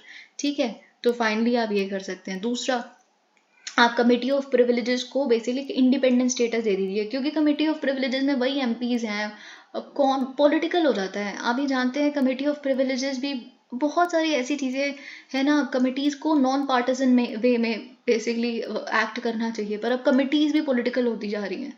तो if you want to have a non political approach, of course you should be made an independent body, which you are not at the moment. Okay, collective decision, okay, transparency होनी चाहिए, ये सारी चीज़ें यहाँ लिखी हैं। Proceeding should be open. देखिए बात तो ये है, वैसे किसी को भी रिपोर्ट करने का, अनलेस देखिए रिपोर्ट करने की फ्रीडम सबको होनी चाहिए, कहते हैं ना पब्लिश डॉक्यूमेंट्स वगैरह जो भी हमने ऊपर पढ़ा था, है ना, कलेक्टिव प्रिविलेजेस के केस में कि हाउस की प्रोसीडिंग्स को कौन रिपोर्ट कर सकता है कौन नहीं, ये सब वगैरह, तो सबको ही अलाउ होना चाहिए। यही है ट्रांसपेरेंसी का मतलब, अनलेस कुछ सच में बहुत बड़ा पब्लिक इंटरेस्ट ये मांगता है कि डिस्क्लोज या पब्लिश ना की जाए, तब तक तो सबको राइट होना चाहिए कि वो पब्लिश कर सके। कंक्लूजन, मॉडर्न, अब बहुत इंपॉर्टेंट है, आप एज इट इज लिख सकते हैं कि एक मॉडर्न डॉक्ट्रिन ऑफ प्रिविलेज है ना, जो वो एक ओल्ड स्टैच्यूट पे रिलाई नहीं कर सकती, क्योंकि जो ओल्ड स्टैच्यूट है उसका मेन पर्पस ये था कि वो अजर्ट करे पार्लियामेंट के राइट को। ओके, और पार्लियामेंट एक आप कह सकते हैं कि क्लोज्ड बॉडी बन जाती है इस तरह से। ओके, ओल्ड स्टैच्यूट अगर हम देखें तो एक तो पहले वो जो सिविल प्रोसीजर कोड जो है वो भी है, साथ में हम यूजुअली हाउस ऑफ कॉमन्स के आप जानते हैं उनके प्रिविलेजेस को रेफर कर लेते थे, तो ये आप जानते हैं, तो हम उनको नहीं रेफर कर सकते, इसीलिए a separate committee should be constituted, जिसमें एक सेपरेट कमिटी में कौन होंगे, लोकसभा के मेंबर होंगे, राज्यसभा के मेंबर होंगे, रिटायर्ड या एक्टिंग जुडिशरी के मेंबर्स होंगे, जो बेसिकली बैठ के पार्लियामेंट्री प्रिविलेजेस को कोडिफाई करे। फिर ये नया मॉडर्न डॉक्ट्रिन ऑफ प्रिविलेज बन जाएगा और फिर हम उसको रेफर करना शुरू करेंगे। ऑफिस ऑफ मेयर, अब देखिए यहाँ पे क्या लिखा है, रिसेंटली आप जानते हैं सुप्रीम कोर्ट ने ये दिल्ली जो अभी बेसिकली म्यूनिसिपल इलेक्शन हुए थे वो केस है, और आप ये जानते हैं, ठीक है, क्या हुआ था, सुप्रीम कोर्ट ने क्या कहा था, सुप्रीम कोर्ट ने ये कहा था कि देखिए कॉन्स्टिट्यूशन अलाउ बिल्कुल भी नहीं करता कि नॉमिनेटेड मेंबर जो हैं एक म्यूनिसिपैलिटी के नॉमिनेटेड मेंबर्स को राइट टू वोट नहीं मिलता। जब मेयर की पोस्ट के लिए इलेक्शन हो रहे होते हैं, जो काउंसलर्स, जो इलेक्टेड काउंसलर्स हैं, खुद में से ही इलेक्शन करके मेयर को चूज करते हैं, ठीक है, तो उसमें जो नॉमिनेटेड मेंबर्स हैं वो नहीं वोट कर सकते। हमने दिल्ली के केस में भी ऐसे बहुत बड़ा दंगा देखा था, right? Not in that sense, not in the literal sense, पर हमने काफ़ी इस चीज़ पे प्रोटेस्ट, आम आदमी पार्टी, बीजेपी, ये सब कुछ बहुत देखा था, ठीक है। About Indian system of mayor, for mayor, अब देखिए इंडियन सिस्टम ऑफ मेयर है क्या, हम पहले ये देखेंगे, ठीक है, फिर उसके बाद हम देखेंगे कि कोलकाता मॉडल, ये आपका वे फॉरवर्ड है, आप लिखिएगा कोलकाता मॉडल को कि हमें अडॉप्ट करना चाहिए, ठीक है। तो यहाँ पे बेसिकली लिखा है क्या सिस्टम है मेयर का हमारे देश में। Mayor in municipal corporation is usually chosen through indirect election by the councillors among themselves. जैसे कि मैंने आपको बताया, it is an indirect election, not a direct election. जैसे प्रेसिडेंट है ना, आप समझिए जो प्रेसिडेंट है ना वही मेयर है म्यूनिसिपल बॉडीज के केस में, वही सेरेमोनियल एक पोस्ट है, ये इनडायरेक्ट इलेक्शन है, ठीक है। तो ये चीज़, और जो काउंसलर्स हैं बेसिकली जो इलेक्टेड काउंसलर्स जिसके लिए जाके आप वोट करते हैं, okay, they act by committee system. The most powerful committee, standing committee, okay, with its role of the steering committee exercising executive, supervisory, financial and personnel powers. Okay, अब देखिए यहाँ पे सबसे बड़ी बात है, municipal commissioner is the chief executive officer. क्या difference होता है मेयर और एक म्यूनिसिपल कमिश्नर के बीच में? मेयर जो है उसको सिर्फ एक सेरेमोनियल हेड की तरह इलेक्ट किया गया है, वो भी इनडायरेक्टली, कि वो हेड करेगा म्यूनिसिपल कॉर्पोरेशन को। कोई आपको चीफ गेस्ट के रूप में कहीं इनोग्रेशन करने के लिए रेस्टोरेंट में बुला लिया तो चले जाना सिटी में, ये सब वगैरह चीज़ें होती हैं, ठीक है। तो और जो म्यूनिसिपल कमिश्नर है वो असल में अपॉइंट किया जाता है, अपॉइंट स्टेट गवर्नमेंट द्वारा, और वो भी मोस्टली IAS ऑफिसर होता है, या फिर जो स्टेट सिविल सर्विसेज के कोई हेड होते होंगे, ठीक है। तो बेसिकली जो म्यूनिसिपल कमिश्नर है जिसे अपॉइंट किया जा रहा है स्टेट गवर्नमेंट द्वारा, now that person is acting as the real body, real executive officer. And जो मेयर है, ऑल्दो वो इनडायरेक्ट इलेक्शन हुआ है, पर किया तो इलेक्टेड काउंसलर्स नहीं है ना अपने में से, तो that particular body is a ceremonial head. और यही सारी दिक्कत यहाँ पे आ जाती है, यही चैलेंजेस में आगे आप देखेंगे, okay. All executive powers are vested in the municipal commissioner. अब 1992 एक्ट कौन था? 1992 एक्ट, ये हम 74th कॉन्स्टिट्यूशनल अमेंडमेंट एक्ट की बात कर रहे हैं, ठीक है, जिससे हमें म्यूनिसिपैलिटीज को कॉन्स्टिट्यूशनल हमने स्टेटस दिया था, ओके। 1992 का जो एक्ट है वो प्रोवाइड करता है for elected and nominated councillors, दोनों ही वो प्रोवाइड करता है। और जो नॉमिनेटेड काउंसलर्स हैं वो भी चूज किए जाते हैं इलेक्टेड काउंसलर्स द्वारा ही फॉर देयर स्पेशल नॉलेज और experience in municipal administration, okay. Power क्या क्या होती है या फंक्शंस क्या क्या होते हैं मेयर के, okay. Being the civic head of the municipality, हम जानते हैं सेरेमोनियल ओकेजन्स पे जाके रिप्रेजेंट करना सिटी को। अब जैसे फॉर एग्जांपल दिल्ली अगर किसी बहुत बड़े कंपटीशन में लड़ रही है, बेस्ट क्लेanलीनेस सिटी, तो हमारे मेयर जाएंगे दिल्ली के। या तेलंगाना अगर लड़ रही है तो तेलंगाना के मेयर जाएंगे, ठीक है। I hope you get my point, okay. Telangana के mayor in the sense, of course आप समझ रहे हैं कि बॉडीज तो डिफरेंट, अभी दिल्ली के केस में इट्स ईजियर क्योंकि सब कंबाइन हो गया है ना, जो डिफरेंट फैक्शंस थे, okay. Presides over the meetings of, जो म्यूनिसिपल कॉर्पोरेशन की मीटिंग्स है वो प्रिसाइड करते हैं उस पर, जैसे स्पीकर और चेयरमैन करते हैं लोकसभा और राज्यसभा के केस में। हियर्स कंप्लेंट्स, जनरल पब्लिक से जो कंप्लेंट आती है वो मेयर सुनते हैं, उनकी ग्रीवेंसेस को एड्रेस करने की कोशिश करते हैं, सुपरवाइज करते हैं और इंस्पेक्ट करते हैं कि कैसा काम कर रही है म्यूनिसिपैलिटी, सर्व करते हैं as the channel of communication between the municipal commissioner and the state government, okay.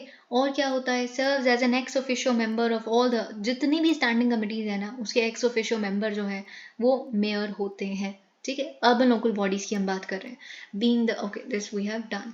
अब चैलेंजेस क्या है? नो रियल पावर, मेयर के पास तो रियल पावर है ही नहीं। वही चीज़ जैसे कि मैंने आपको बताया, lack of clarity. 74th amendment act did not prescribe the manner of election. उसमें कुछ लिखा नहीं है कि किस तरह से इलेक्शन होना चाहिए, क्या टेन्योर होना चाहिए मेयर्स का, क्या पावर होनी चाहिए, कुछ भी नहीं लिखा। इसीलिए कोई यूनिफॉर्मिटी है ही नहीं। कहीं स्टेट्स में आप देखिए 5 साल है, कहीं स्टेट्स में 1 साल है टेन्योर मेयर का, और 1 साल में तो एक इंसान एडजस्ट होने में लग जाता है, क्या काम करेगा इसलिए आगे वो। Lack of harmony between mayor and bureaucrats. देखिए क्या है ना, जो इलेक्टेड काउंसलर्स है ना, वो ये सवाल बहुत बार उठता है खैर, और यूजुअली ये ब्यूरोक्रेट्स पे उठाया जाता है कि उनको सारी पावर्स क्यों मिली। तो ब्यूरोक्रेट और इलेक्टेड रिप्रेजेंटेटिव्स में ही हमेशा क्लैश रहता है। उनको सारी पावर क्यों मिल जाती है, उन्हें तो अपॉइंट किया गया है, हम जनता की आवाज़ है ना। तो ये हमेशा मिसट्रस्ट के भावना से, डिस्ट्रस्ट की भावना से ही देख रहे होते हो ब्यूरोक्रेट्स को, और वही इस केस में भी होता है। इसीलिए यू सॉर्ट ऑफ डोंट ओबे जो एग्जीक्यूटिव ऑफिसर बोल रहे हैं या कुछ भी। Lack of political will, state governments do not wish to delegate. अब आप ये भी जानते हैं कि स्टेट गवर्नमेंट्स क्या चाहती हैं, they don't wish to delegate more authority to the city level institutions. क्यों? वो बहुत बार जो अर्बन, क्यों हम कह रहे हैं ना कि अर्बन बॉडीज में फिनेंशियल क्रंच रहता है हमेशा, म्यूनिसिपल जो बॉडीज हैं उनके पास हमेशा लैक ऑफ फंड्स ही रहते हैं। क्यों रहते हैं? जो वैसे तो पंचायती राज इंस्टीट्यूशन में भी, लेकिन आप क्या करते हैं कि अर्बन जो रिसोर्सेज होने चाहिए थे वो आप ट्रांसफर कर देते हैं रूरल एरियाज में, कि हम रूरल एरियाज को, ग्रास रूट लेवल को डेवलप कर रहे हैं।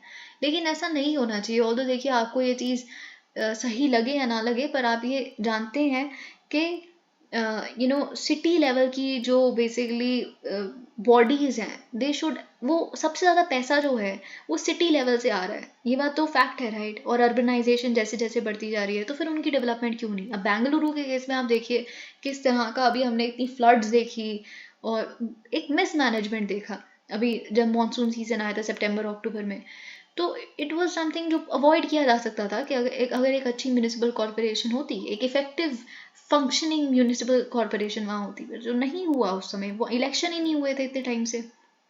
The case for direct election. अब देखिए उससे पहले कि हम आगे बढ़ें, आप कोलकाता मॉडल देख लीजिए। कोलकाता में क्या होता है, एक ऑल्टरनेटिव मॉडल काम करता है। ओके, इंडिया में क्या प्रिवेलिंग है? Commissioner model. कोलकाता में एक ऑल्टरनेटिव मॉडल है, वो क्या है, जो 1984 में इंट्रोड्यूस किया गया था, mayor in council form of city governance, mayor in council method basically. Okay, इसमें मेयर इन काउंसिल मेथड में क्या होता है, इसमें जैसे कैबिनेट गवर्नमेंट देखते हैं ना नेशनल लेवल पे, स्टेट लेवल पे, वैसे ही क्या होता है, मेयर होता है, और मेयर चीफ मिनिस्टर की तरह होता है, और एक उसकी 10 मेंबर कैबिनेट भी होता है, जिसमें इंडिविजुअल, जैसे कि हम क्या देखते हैं, कोई होम मिनिस्टर है, कोई डिफेंस मिनिस्टर है, वैसे ही इंडिविजुअल मिनिस्टर, यहाँ पे आप कह सकते हैं कि पोर्टफोलियोज दिए जाते हैं इन कैबिनेट के मेंबर्स को, और वो काम करते हैं, ठीक है। और ये जो मेंबर्स हैं सारे इलेक्टेड काउंसलर्स हैं।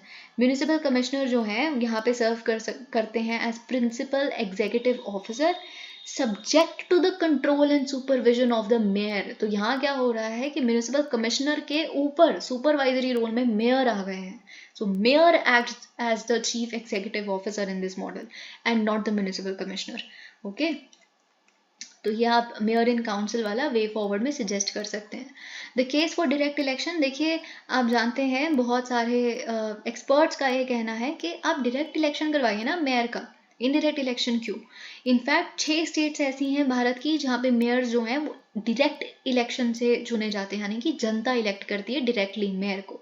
बेनिफिट्स क्या होते हैं? Effective decision making, quick decision making, because the system will be action oriented, है ना। आप अभी देखिए क्या है, दिल्ली में क्या हुआ, इतना तो आप झगड़े में समय व्यर्थ कर दिया, इलेक्शन हुए इतना समय हो गया था, मेयर का इलेक्शन ही नहीं हो रहा वहाँ पे, नॉमिनेटेड वो ये इतना कुछ चलता रहा, फिर प्रोटेस्ट होती रही, फिर सुप्रीम कोर्ट गया केस। तो ये क्या होता है कि जब जनता ही चुन के भेजेगी मेयर को, काम खत्म, उसके बाद कुछ नहीं होता कि। और जनता जब किसी को चुन के भेज रही है तो आप कहेंगे कि मैं ये चेंज लेके आऊँगा, ये आप इलेक्शन में कहेंगे ना कि सिटी में के सड़कें जो इतने टाइम से कूड़ा पड़ा हुआ है ये सब साफ करवा दूंगा आते ही, है ना।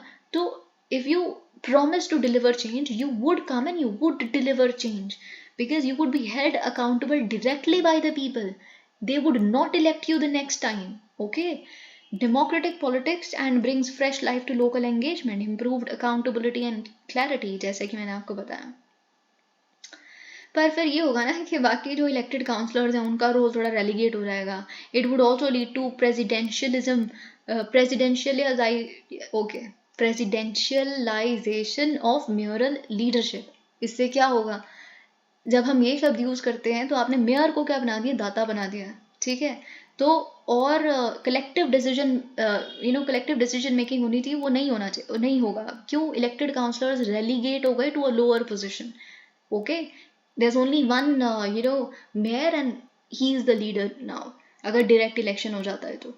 और ऑफ कोर्स आप कोलकाता मॉडल लिखिए, आप डायरेक्ट इलेक्शन को प्रपोज करते हुए लिखिए, फिर आप of course ARC, second ARC की यहाँ पे रिकमेंडेशन लिख सकते हैं। फिक्स्ड टेन्योर होना चाहिए 5 years का। Okay, mayor should be chief executive, जैसे कि कोलकाता मॉडल में जो भी कुछ है ना, वही यहाँ पे सारी चीज़ें। Should choose the cabinet members from elected corporators, ये सारी चीज़ें जो भी हमने कोलकाता मॉडल में देखी है, वो ARC एग्जैक्टली वो सारी चीज़ें सजेस्ट करता है। मेयर इन काउंसलर, है ना, mayor in council model and all of that, ये कुछ भी नहीं है, it is all nothing. Judicial majoritarianism, देखिए क्या है ना, यहाँ पे आपके प्रेलिम्स के परस्पेक्टिव से भी कुछ बहुत इंपॉर्टेंट है, but just give me a minute, I will be back. Okay, just a minute.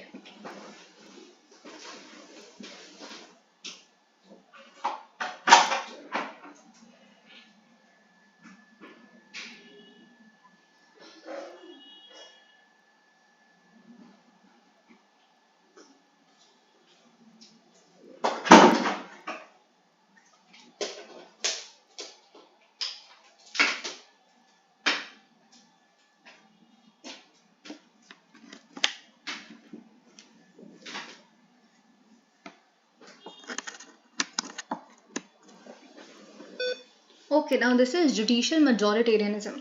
Judicial majoritarianism जैसे हर मेजोरिटी मॉडल वर्क करता है, जैसे first pass the vote system, first pass the post system work करता है। जैसे ही आपने half वाले mark को क्रॉस किया, वैसे ही आपका बेसिकली इलेक्शन हो जाता है। वैसे ही अगर हम बात करें जुडिशियल वर्डिक्ट की, तो अगर 9 मेंबर्स हैं, 9 में से अगर 5 भी, है ना, कह देते हैं कि ये डिसीजन सही है, और 4 जो हैं विच इज ओनली 1 लेस, है ना, तो फिर भी 5 वालों की सुनी जाएगी। ये मेजोरिटी मॉडल है, चाहे आप एक से ही जीत रहे हैं, पर आप जीत रहे हैं, खत्म बात, है ना। ये चीज होती है सिंपल मेजोरिटी को मेजोरिटेरियनिज्म कहते हैं। तो रिसेंटली आप जानते हैं डिमोनेटाइजेशन वाला इसका बेसिकली कॉन्टेक्स्ट है, जो वर्डिक्ट आई है। और सपोर्ट क्या करता है, आर्ग्यूमेंट्स कौन कौन से सपोर्ट करते हैं जुडिशियल मेजोरिटेरियनिज्म को, efficiency through ease of decision making. अब देखिए बात ये ना, ये सिंपल डिसीजन मेकिंग है, इसके अलावा कुछ भी अगर आएगा मेजोरिटेरियन बेसिस के अलावा, वो कॉम्प्लेक्स होगा। तो एफिशिएंसी, ईज, डिसीजन मेकिंग है, वो मेजोरिटी मॉडल से ही आता है। पहला पॉइंट तो प्रो में ये हो गया, ऑब्जेक्टिविटी होगा। Okay, objectivity through majority adherence. अब देखिए ऑफकोर्स मेजोरिटी अगर कुछ कह रही है तो वहाँ ऑब्जेक्टिविटी इन्वॉल्व है, इतने सारे लोग अगर कह रहे हैं तो मे बी इट्स करेक्ट, है ना। तो ये चीज़ इक्वालिटी थ्रू फेयरनेस। लेकिन सबसे ज़्यादा इंपॉर्टेंट अगर हम प्रीलिम्स के परस्पेक्टिव से देखें, ऑल्दो मेंस के परस्पेक्टिव से और ज़्यादा रेलिवेंट है, तो आपके लिए एक शॉकर ये हो सकता है, जो आप अपने प्रीलिम्स में अगर एक स्टेटमेंट देखें कि जो जुडिशियल मेजोरिटेरियनिज्म है, वर्ड ये नहीं भी हो सकता, कुछ और भी हो सकता है, वो हमें कॉन्स्टिट्यूशन प्रोवाइड करता है। तो एग्जैक्टली आर्टिकल 145 क्लॉज 5 जो है, वो हमारे को मेजोरिटी मॉडल देता है। जी हाँ। ओके, तो यहाँ पे क्या लिखा है कि no judgment in cases can be delivered except with the concurrence of a majority of the judges, but that judges are free to deliver dissenting judgments or opinions. तो पहला मैंने आपको क्या बताया कि majority basis जो है, majority method of delivering a verdict, वो हमें संविधान देता है। अगर बाय चांस आपके prelims में ये लिखा है कि dissenting opinion, dissenting judgment, हमें वो भी संविधान से मिलती है, and it is mentioned in the constitution and it is provided by the constitution. That's true. Article 145 clause 5 explicitly mentions it. इसीलिए बीवी नागरत्ना, ADM जबलपुर, इतना डिटेल्ड आप देख रहे हैं। बीवी नागरत्ना ने जो डिसेंटिंग ओपिनियन दिया है, वो बहुत ही डिटेल्ड है। उन्होंने पूरा एक्सप्लेन किया है कि क्यों मैं डिसेंट करती हूँ डिमोनेटाइजेशन वाले इस मेजोरिटी वर्डिक्ट से, है ना। तो आप समझ रहे हैं, ये चीज आप कर सकते हैं क्योंकि संविधान आपको प्रोवाइड करता है ये। ओके, मोर न्यूज। अब देखिए यहाँ पे वही सारी चीजें लिखी हैं about judicial majoritarianism. Of course, this comes from the constitution. There is a constitutional basis for judicial majoritarianism as well as a dissenting opinion. Okay, Article 145, Clause 5. Numerical majorities are of particular importance to cases which involve a substantial interpretation of constitutional provisions.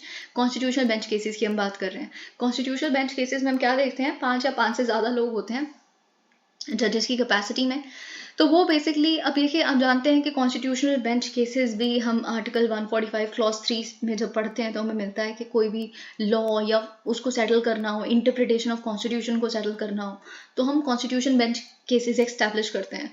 ठीक है, तो ये और constitutional bench cases में majority का ही काम आता है यूजुअली, क्योंकि अब क्या है, कॉन्स्टिट्यूशनल बेंच केसेस हमने एस्टैब्लिश इसलिए किए हैं, सेटअप ही इसलिए किए हैं क्योंकि एक लॉ के मैटर पे कहीं लोगों को लग रहा है, इक्वल लोगों को लग रहा है कि यहाँ पे संविधान में ये जो चीज़ लिखी है वो ये कह रही है, और इक्वली नंबर ऑफ लोगों को लग रहा है कि यहाँ पे जो संविधान में चीज़ लिखी है वो ये कह रही है. तो फिर हम कॉन्स्टिट्यूशनल बेंच को एस्टैब्लिश करते हैं और उसे रेफर कर देते हैं केस को. जब यूजुअली ये समझा जा रहा है कि equal number of people believe कि ये संविधान में लिखी हुई बात ये कह रही है और in equal number of people believe संविधान में ये लिखी हुई बात ये कह रही है, तो जब कॉन्स्टिट्यूशन बेंच केस में भी मेजॉरिटी वर्डिक्ट ही आएगी. Majority in the sense simple majority. Mostly आप कॉन्स्टिट्यूशन बेंच केसेस उठा के देखिए, उसमें ऐसा कभी भी नहीं आता कि 9:0 या फिर 13:0 ऐसे हमने देख लिया कि वर्डिक्ट आए.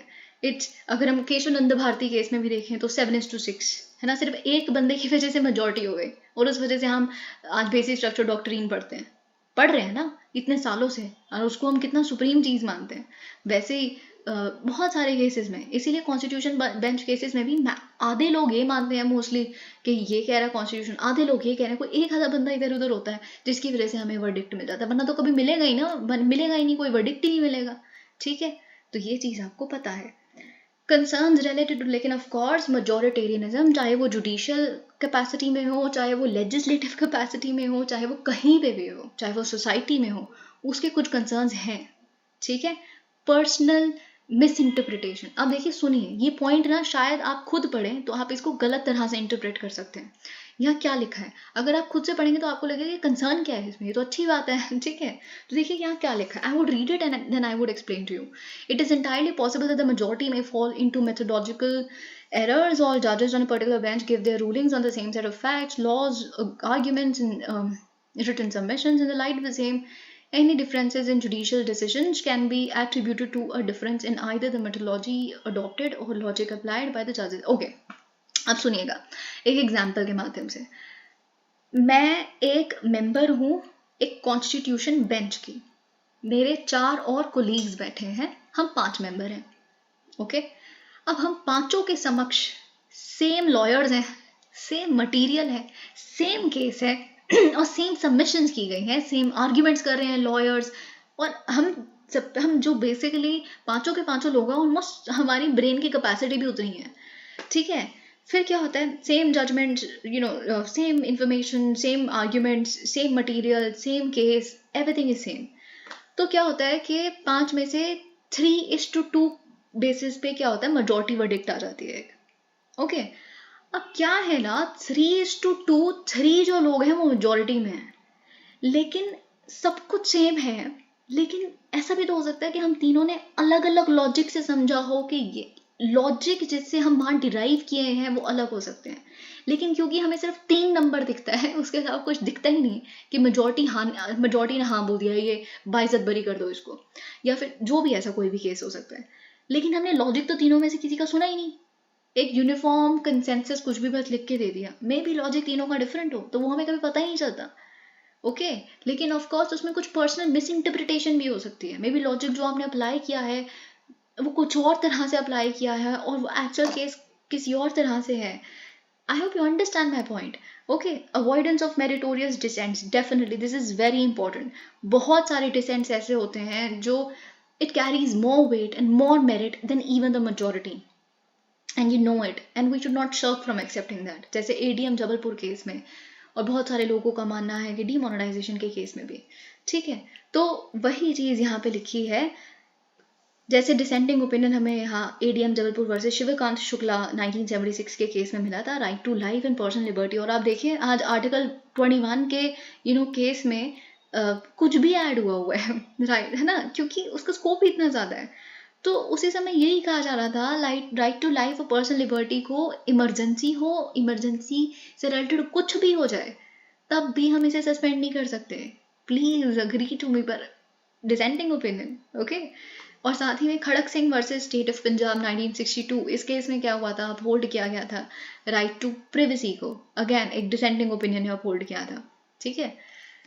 अब देखिए वही, अगर कोई डिसेंटिंग ओपिनियन पे आपका कोई आंसर आता है ना, तो ट्रस्ट मी, ऑफ कोर्स आप डीमोनेटाइजेशन वाला शायद ना लिखें क्योंकि आपको थोड़ा रिस्की लग सकता है, पर आप एडीएम जबलपुर वर्सेस शिवकांत शुक्ला का केस लिखेंगे और उसमें डिसेंडिंग ओपिनियन के का मेंशन करेंगे, तो the examiner would be very happy with that mention, okay.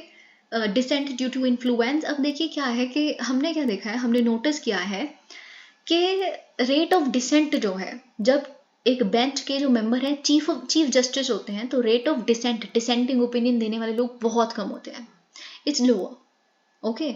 इसका मतलब क्या पता चल रहा है, चीफ जस्टिस की प्रेजेंस एक इन्फ्लुएंस लेके आ रही है।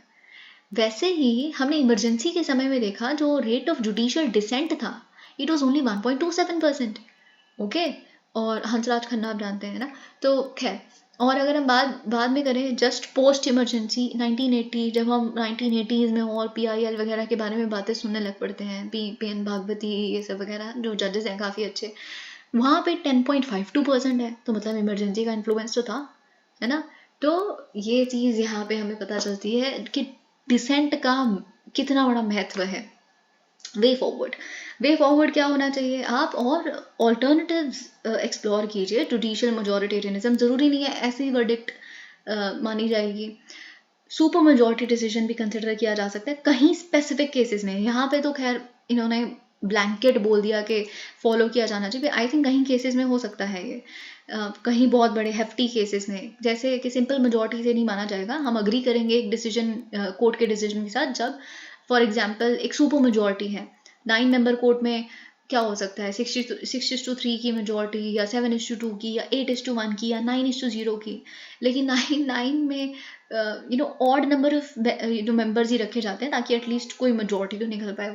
इवन में तो मेजॉरिटी नहीं भी हो सकती, हमेशा टाई ही हो सकता है बहुत बार, ठीक है। तो लेकिन 9 मेंबर कोर्ट में भी क्या होता है, यूजुअली हम क्या देखते हैं, 5:4 की देख रहे होते हैं, विच इज़ नथिंग, ओके। तो हम सुपर मेजॉरिटी डिसीजन के बारे में सोच सकते हैं, पैनल मेजॉरिटी डिसीजन के बारे में सोच सकते हैं, जहाँ पे एक लार्जर सेट ऑफ जजेस हैं, उसमें से स्मॉलर सबसेट पैनल्स निकाले जाते हैं, ओके, चूज किए जाते हैं, और फिर से सबसेट पैनल जो हैं डिसाइड करते हैं केसेस को विद मेजॉरिटी वोटिंग। अब और क्या लिखा है, weightage on the basis of majority. अब ऐसा भी हो सकता है, एक सजेशन है, ये पता है आपको, ये सारे जो हम वे फॉरवर्ड देख रहे हैं, ये द हिंदू के टेक्स्ट एंड कॉन्टेक्स्ट में एक वाइस चांसलर ने एक यूनिवर्सिटी के ये सारे वे फॉरवर्ड वहाँ पे मेंशन किए थे। तो मैं आपको बता रही हूँ कि अगर आप डेली न्यूज़पेपर एनालिसिस फॉलो करेंगे तो you would definitely be at an edge, okay.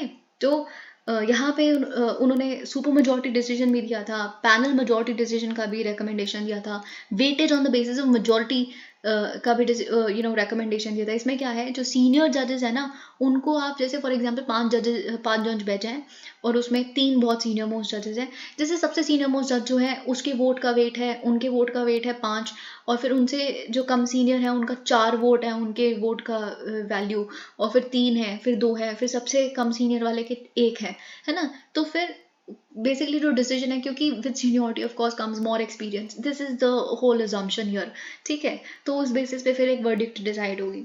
Better analysis of the workings of the supreme court, critical analysis, critical discourse has to be there. अभी क्या है, रिसेंटली ना हम कहीं केसेस थोड़ा अलग जाते भी देख रहे हैं सुप्रीम कोर्ट के, एंड जैसे अभी हमने क्या देखा, राजस्थान हाई कोर्ट ने एक्विट किया 4 लोगों को युवापा केस में, यानी कि अनलॉफुल एक्टिविटीज प्रिवेंशन एक्ट। और आप जानते हैं ऑलरेडी ये बहुत ही क्रिटिसाइज एक्ट है, although it's needed definitely when the examiner asks you, you would never say it should be abolished, it shouldn't be, but it should definitely be regulated, certain things have to be amended। क्यों, क्योंकि इसका हम misuse देख रहे हैं। Rajasthan high court ने, and they were it literally shook their conscience, कि 4 लोग जो 2008 के जयपुर ब्लास्ट केस में जिनको बेसिकली गिरफ्तार किया हुआ है, आज तक डिटेन किया हुआ है, जो लाइफ कॉन्विक्ट्स हैं, जिनको लाइफ इम्प्रिजनमेंट मिली हुई है, वो चारों के चारों को बाइज्जत बरी किया गया और उनका कोई रोल था ही नहीं. The police framed it up. Okay, तो और वो 15 साल की सजा ऑलरेडी काट चुके हैं. जस्ट थिंक अबाउट, आपका कोई गुनाह है ही नहीं. Just somebody cooked up the case against you. Isn't it an institutional failure? ये मैं नहीं कह रही, ये राजस्थान हाई कोर्ट के बेंच ने कहा है और उन्होंने प्रोसिक्यूशन चलाई है उन ऑफिसर्स के ऊपर जिन्होंने उन 4 लोगों को फ्रेम किया. आई होप ये चीज आपको समझ आ रही है. तो it is a good statement. लेकिन हम दूसरी साइड क्या देख रहे हैं, यूएपीए जैसी चीजों को कभी कभी supreme court benefit of doubt usually executive को ही दे रही है. ओके, एंड वी से this with utmost objectivity and nothing in our heads, है ना, कि यूएपीए में सिर्फ ये बोल देना कि मियर सस्पेशन, ये हम सारे एडिटोरियल से जो जिस्ट निकला है वो डिस्कस कर रहे हैं. मियर सस्पेशन भी है, अगर हमें मियर मेंबरशिप है आपकी एक किसी टेररिस्ट ऑर्गेनाइजेशन या बैंड ऑर्गेनाइजेशन की, मे भी आप एक समय पे मेंबर हो और आपने कभी पार्टी नहीं लिया, आप कभी एक एक नारा देने भी नहीं गए हैं, कुछ भी नहीं, तो और सिर्फ सस्पेशन है सरकार को कि आप मेंबर हो सकते हैं, मेंबर हो सकते हैं, कभी कुछ भी प्रेजेंट किया जा सकता है. मे बी आपके पास कोई ऐसी लेफ्टिस्ट कोई लिटरेचर पढ़ी हो या राइटिस्ट लिटरेचर पढ़ी हो, तो कल को एक राइटिस्ट ऑर्गेनाइजेशन बैन हो गई है, लेफ्टिस्ट ऑर्गेनाइजेशन बैन हो गई और आप उस तरह की चीज़ें पढ़ना पसंद करते हैं, तो बस आप गए, आप मेंबर हो सकते हैं, ना भी हो तो आप हो सकते हैं और फिर आपको अरेस्ट किया जा सकता है. तो ये हम सुप्रीम कोर्ट को एक अलग लेवल पे भी यहाँ जाते हुए देख रहे हैं. एक तरह पे राजस्थान हाई कोर्ट का ये बहुत ही एक्सेप्शनल डिसीजन है, काफ़ी अच्छा ऑफ कोर्स, और वो बिल्कुल ही अलग है. तो क्रिटिकल डिस्कोर्स का मतलब यही होता है कि you balance it out. Okay, there should be a critical analysis of the premises and rationals.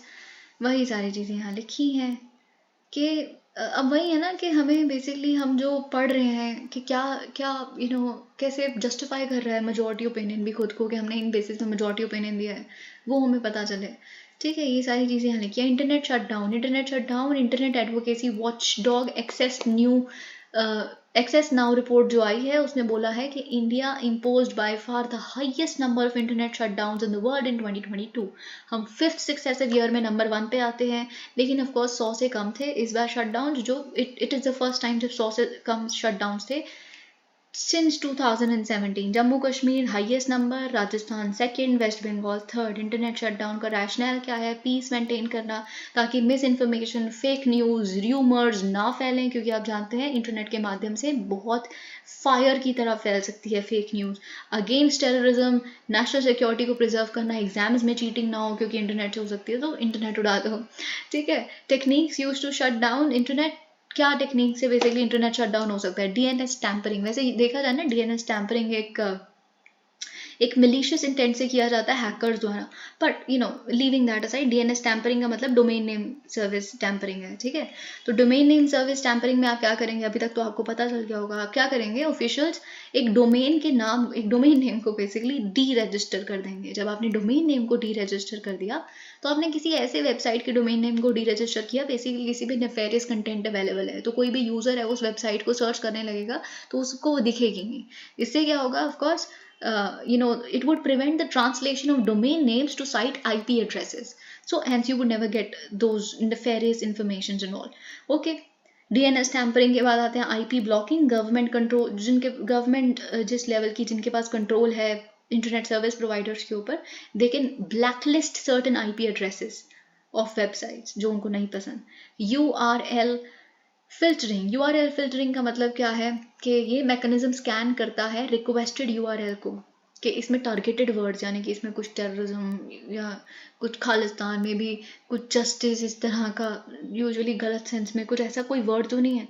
ठीक है, तो इस तरह के यूआरएल को फिल्टर किया जाता है और फिर आप इसको क्लिक करेंगे तो आपको दिखाएगा कनेक्शन रीसेट हो जाएगा और वापस आप वो खुलेगा ही नहीं, आप वापस उसी पेज पे आ जाएंगे जहाँ से आप सर्च करने की कोशिश कर रहे थे, वो खुलेगा ही नहीं.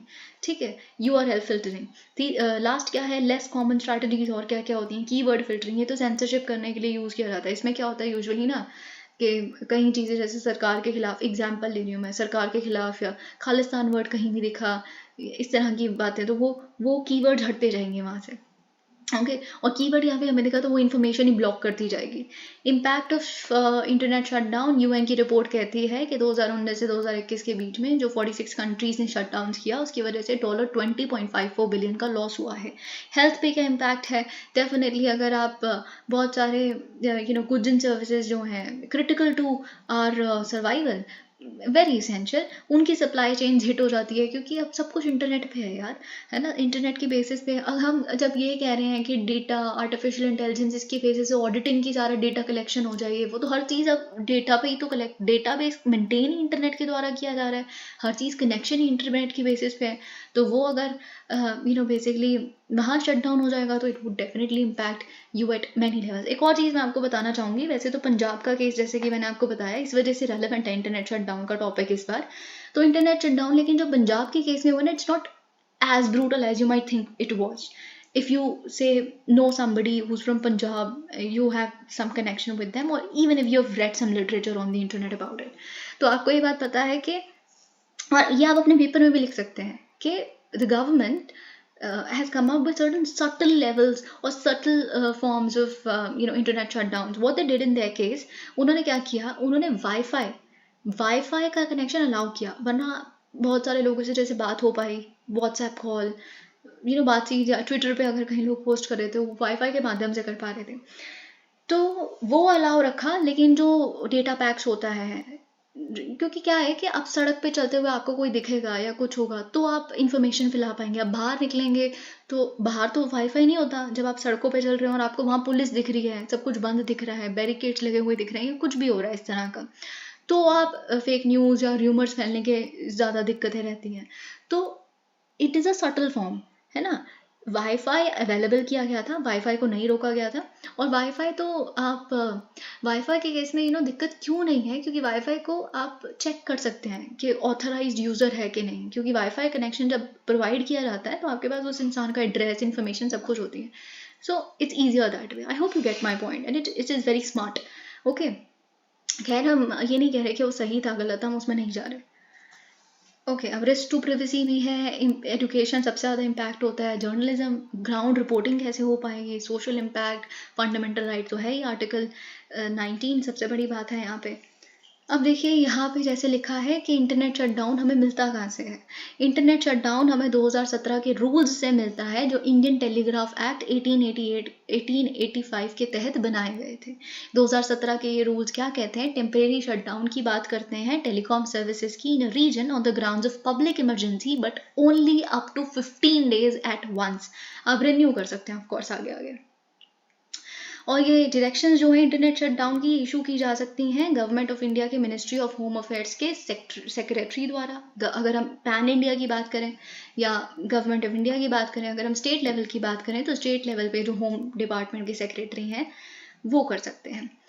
ओके, पार्लियामेंट्री पैनल जो है, स्टैंडिंग कमेटी, हम पहले भी डिस्कस कर चुके हैं, standing committee on communications and information technology. उन्होंने क्या बोला है, उनका ये कहना है कि डिपार्टमेंट ऑफ टेलीकम्युनिकेशंस जो है उन्हें clear cut principle of proportionality and procedure को एस्टैब्लिश किया करना चाहिए, ले डाउन करना चाहिए। प्रोपोर्शनैलिटी का मतलब है कि क्या इतनी बड़ी चीज़ भी हुई है जिसकी वजह से आपको इंटरनेट शटडाउन करना पड़े, कितनी बड़ी चीज़ है उस हिसाब से। मे बी कहीं तरह के आर्टिकल्स को इनविजिबल करके काम चल जाए, मे बी व्हाट्सएप को बंद करके चल जाए काम, बाकी चीज़ें रहें।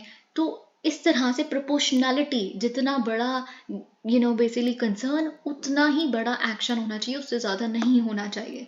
ये सारी चीज़ें यहाँ लिखी है।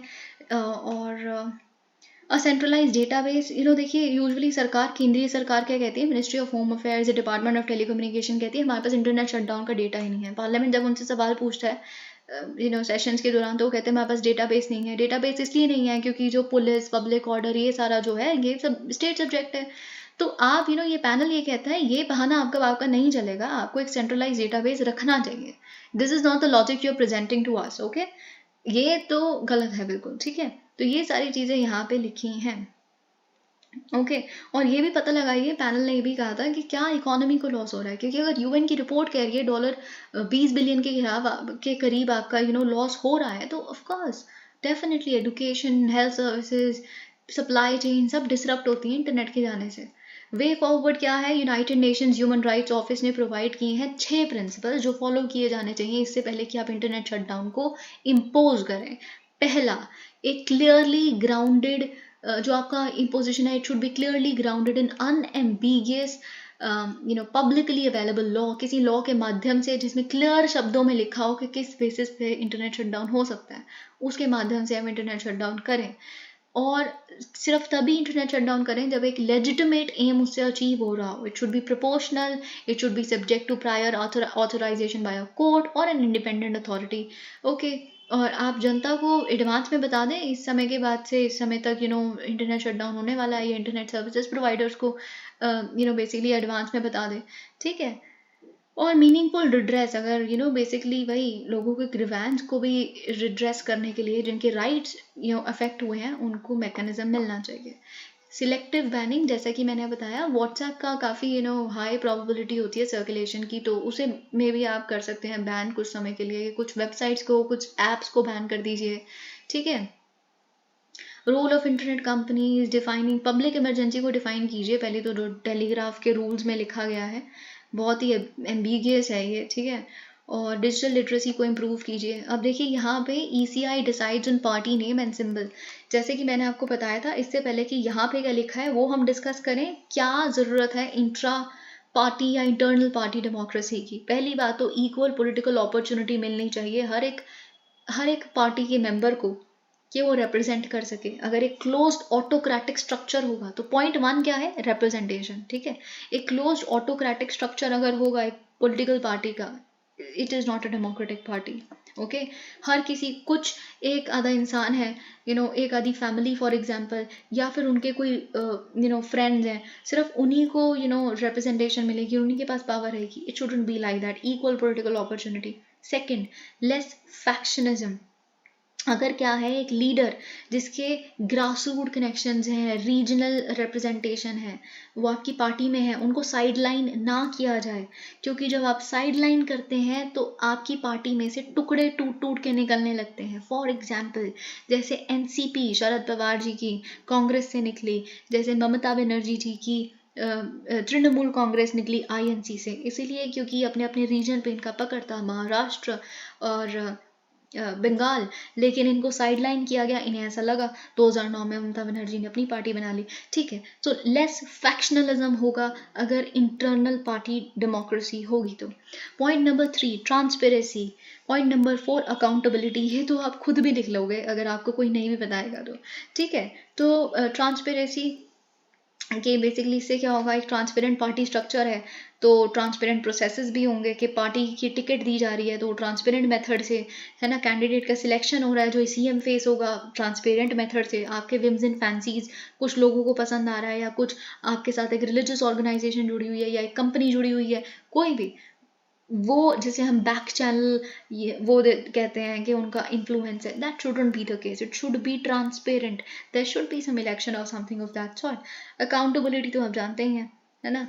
और क्या हो सकता है कि आप डिसेंट्रलाइज, अगर इंटरनल पार्टी डेमोक्रेसी होगी तो पावर की डिसेंट्रलाइजेशन होगी। लोकल यूनिट्स जो है, हर पॉलिटिकल पार्टी के लोकल यूनिट्स होते हैं, स्टेट यूनिट्स होते हैं, तो उनको एनेबल कीजिए, उनको स्ट्रेंथन कीजिए ताकि वो grass root centres of power बने। और फिर क्या होगा, असल में बॉटम्स अप अप्रोच यहाँ से फॉलो होगी, क्योंकि वो कुछ डिसाइड करेंगे हमारे रीजन का ये मुद्दा है, वो फिर अपने ऊपर स्टेट लेवल वालों को बताएंगे, लोकल वाले, स्टेट लेवल वाले नेशनल पैन नेशनल जो लीडर्स हैं उनको बताएंगे, और फिर वो मुद्दा पूरे देश में उठाया जाएगा। डिसेंट्रलाइजेशन ऑफ पावर ये कर सकती है। क्रिमिनलाइजेशन ऑफ पॉलिटिक्स बचेगी। अगर एक फिक्स्ड डिसीजन मेकिंग या कैंडिडेट चुनने का मेथड है डेमोक्रेटिक इलेक्शन के माध्यम से, तो आपके दिमाग में ये नहीं रहेगा जो रहता है कि विनेबिलिटी कितने लोगों की, कौन जीत सकता है। यूजुअली समझा जाता है कि क्रिमिनल बैकग्राउंड, जिनके पास ज़्यादा पैसा है, जो ज़्यादा कुछ घूस दे सकते हैं, वो जीतेंगे, तो आम आदमी के बड़े कम चांसेस हो जाते हैं। तो क्रिमिनलाइजेशन ऑफ पॉलिटिक्स रुक सकती है, इंटरनल पार्टी डेमोक्रेसी इन सारे रीजंस की वजह से हमें चाहिए, ठीक है। लेकिन इतनी सारे रीजंस मैंने बोल दिए कि हमें चाहिए, तो पता तो सबको है ये, फिर अभी तक क्यों इंट्रा पार्टी डेमोक्रेसी नहीं हो पाई, रीजंस क्या है? डायनास्टी पॉलिटिक्स, फिर उसके बाद पर्सनालिटी कल्ट। डायनास्टी पॉलिटिक्स तो आप जानते हैं, नेपोटिज्म इन पॉलिटिकल पार्टीज, है ना, ये सब वगैरह। और पर्सनालिटी कल्ट भी आप जानते हैं, हीरो वर्शिप, एक किसी पार्टी को नहीं वोट देना, एक इंसान को वोट देना, और जो आसपास के रिप्रेजेंटेटिव्स हैं वो क्या काम कर रहे हैं क्या नहीं कर रहे हैं आपको कोई फर्क नहीं पड़ता इस बात से। ये शुरू हो जाता है अगर ट्रांसपेरेंसी या फिर डेमोक्रेटाइजेशन नहीं होती तो। ओके, तो ये चीज़ पता होनी चाहिए। और किस वजह से इंट्रा पार्टी डेमोक्रेसी, 2 पॉइंट्स हमने देख लिए। सेंट्रलाइज्ड स्ट्रक्चर है पॉलिटिकल पार्टीज का, देयर इज नो। और जैसे कि मैंने आपको बताया था कि मैं आपको कॉन्क्रीट मैटर बताऊंगी लिखने का, तो आप इसमें क्या लिख सकते हैं, आप इसमें एंटी डिफेक्शन लॉ के बारे में लिखिए 1985। जब हम एंटी डिफेक्शन लॉ के बारे में पढ़ते हैं तो हम बार बार कहते हैं कि इससे फ्रीडम ऑफ स्पीच इम्पेंज होती है। फ्रीडम ऑफ स्पीच इम्पेंज क्यों होती है? इम्पेंज इसीलिए होती है क्योंकि आपकी कॉन्स्टिट्यूएंसी कुछ कहती है, उन्होंने आपको कुछ बोला कि हमारे ये सपने हैं, उन्होंने आपको सपने दिखाए, नहीं आपने उनको सपने दिखाए कि मैं आपको यही प्रॉमिस कर रहा हूँ, ये सब कुछ पूरा करूंगा, लेकिन आज आपकी पार्टी एज अ होल कुछ और चाहती है, तो मजबूरन आपको उस पर वोट करना पड़ेगा क्योंकि आप पे व्हिप अप्लाई हो गई है। तो anti defection law makes a political party anti democratic by itself. ये बात फैक्ट है। Mention anti defection law 1985।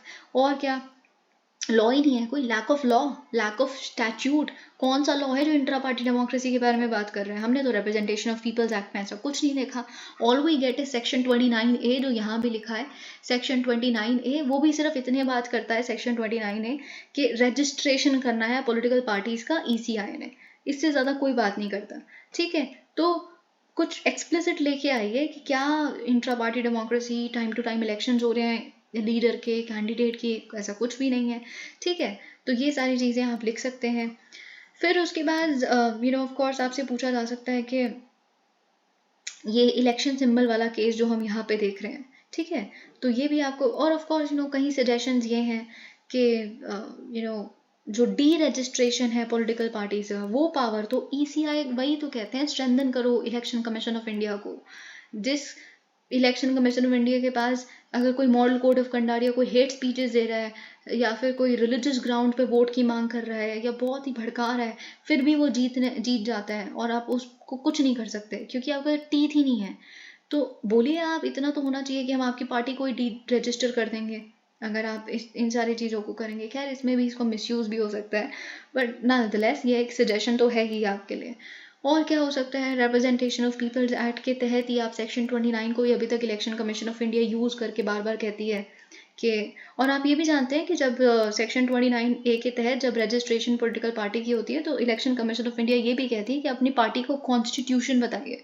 और ऑफ कोर्स पार्टी के कॉन्स्टिट्यूशन में तो लिखा ही होता है ना कि हम डेमोक्रेटिक पार्टी हैं, हर 5 साल में इलेक्शन होंगे, प्रेसिडेंट चेंज करने के, कैंडिडेट को डेमोक्रेटिकली भेजा जाएगा CM फेज बनने के लिए हमारी लोकल बॉडीज़ में, ये सब वगैरह। अभी recently election commission of India ने बहुत अच्छा एक स्टेप भी लिया जो जगन मोहन रेड्डी जी के केस में, उन्होंने बोला this is anti democratic inherently. ऐसा कोई नहीं हो, ऐसा तो कोई इंसान ही नहीं है जो हमेशा के लिए प्रेसिडेंट बन जाए एक बॉडी का। ओके, अब यहाँ पे क्या केस है इलेक्शन सिंबल और पार्टी नेम से रिलेटेड। पहली बात तो इलेक्शन सिंबल क्या होता है आप जानते हैं, राइट? और इसको लाया क्यों गया था? इलेक्शन सिंबल को इसलिए लाया गया क्योंकि जब हमने पहले इलेक्शन करवाने थे और फिर इलेक्शन शुरुआती समय में जो हो रहे थे वो इलिटरेट पीपल काफ़ी थे और वो पार्टी का नाम नहीं पढ़ पाते थे। ऑफकोर्स नहीं पढ़ सकते, आप खुद सोच के देखिए, एक बहुत बड़ा टास्क था। तो हमने सिंबल्स देने शुरू किए पॉलिटिकल पार्टीज को ताकि सिंबल देख के वोट डाला जाना आसान हो जाए। ठीक है, तो ये आप कह सकते हैं इसका हिस्टोरिकल कॉन्टेक्स्ट है। लेकिन इलेक्शन सिंबल्स ऑर्डर जो है 1968 का, ये एम्पावर करता है इलेक्शन कमीशन को कि आप रिकॉग्नाइज कर सकते हैं पॉलिटिकल पार्टीज को और सिंबल्स अलॉट कर सकते हैं उनको। इनका पैराग्राफ 15 के थ्रू बेसिकली इस ऑर्डर का it can decide, election commission of India can decide disputes among rival groups और factions of a recognised political party, जो कह रहा है कि ये नाम हमारा है, ये सिंबल हमारा है। Paragraph 15 order 1968। ओके, अब देखिए जब इसी ऑर्डर के तहत क्या होता है कि अब हम आ जाते हैं अपने मेन मुद्दे पे कि कैसे डिसाइड करना है हमें कि कौन है असल पार्टी या किस पार्टी, बेसिकली असल सिंबल किसका है।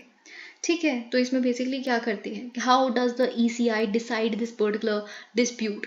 तो आप क्या करते हैं कि ये देखने की कोशिश करते हैं कि एक पॉलिटिकल जो लीडर है, एक पर्टिकुलर क्लेमेंट है जो पॉलिटिकल पार्टी का कि ये हमारी पॉलिटिकल पार्टी है, ये असली शिवसेना है फॉर एग्जांपल। तो आप ये डिसाइड करने के लिए 2 स्तर पे देखते हैं पहला ऑर्गेनाइजेशनल स्तर पे, दूसरा लेजिस्लेटिव स्तर पे। ऑर्गेनाइजेशनल स्तर पे आप क्या देखेंगे कि पार्टी का कॉन्स्टिट्यूशन आपने उठाया जो आपको सबमिट किया गया था, तो उसमें आप देखेंगे कि क्या लिस्ट ऑफ ऑफिस बेयरर्स हैं।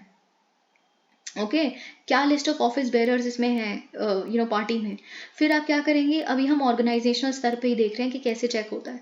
तो आप देखेंगे कि कितने ऑफिस बेयरर्स हैं या डेलीगेट्स हैं जो इस राइवल क्लेमेंट को सपोर्ट करते हैं। फिर उसके बाद आप लेजिस्लेटिव स्तर पे देखेंगे, इसका मतलब क्या है, कितने एमपीज या कितने एमएलएज इस राइवल कैंप को सपोर्ट करते हैं। ओके, या कितना वोट शेयर इनको पड़ा है बेसिकली इन एमपीज वगैरह को। तो इन दोनों स्तर पे डिसाइड करके आप एक राइवल क्लैम बेसिकली क्लेमेंट को कहते हैं कि जी हाँ असल शिवसेना आप है। जैसे कि हमने किस में देखा अभी रिसेंटली, एकनाथ शिंदे जी के केस में देखा, उनके पास ज़्यादा एमपीज थे और ज़्यादा ऑर्गेनाइजेशनल विंग पे भी और लेजिस्लेटिव विंग पे भी वही जीत रहे थे, तो इसीलिए सिंबल और नाम उनको दिया गया। Thank you so much, please like the video.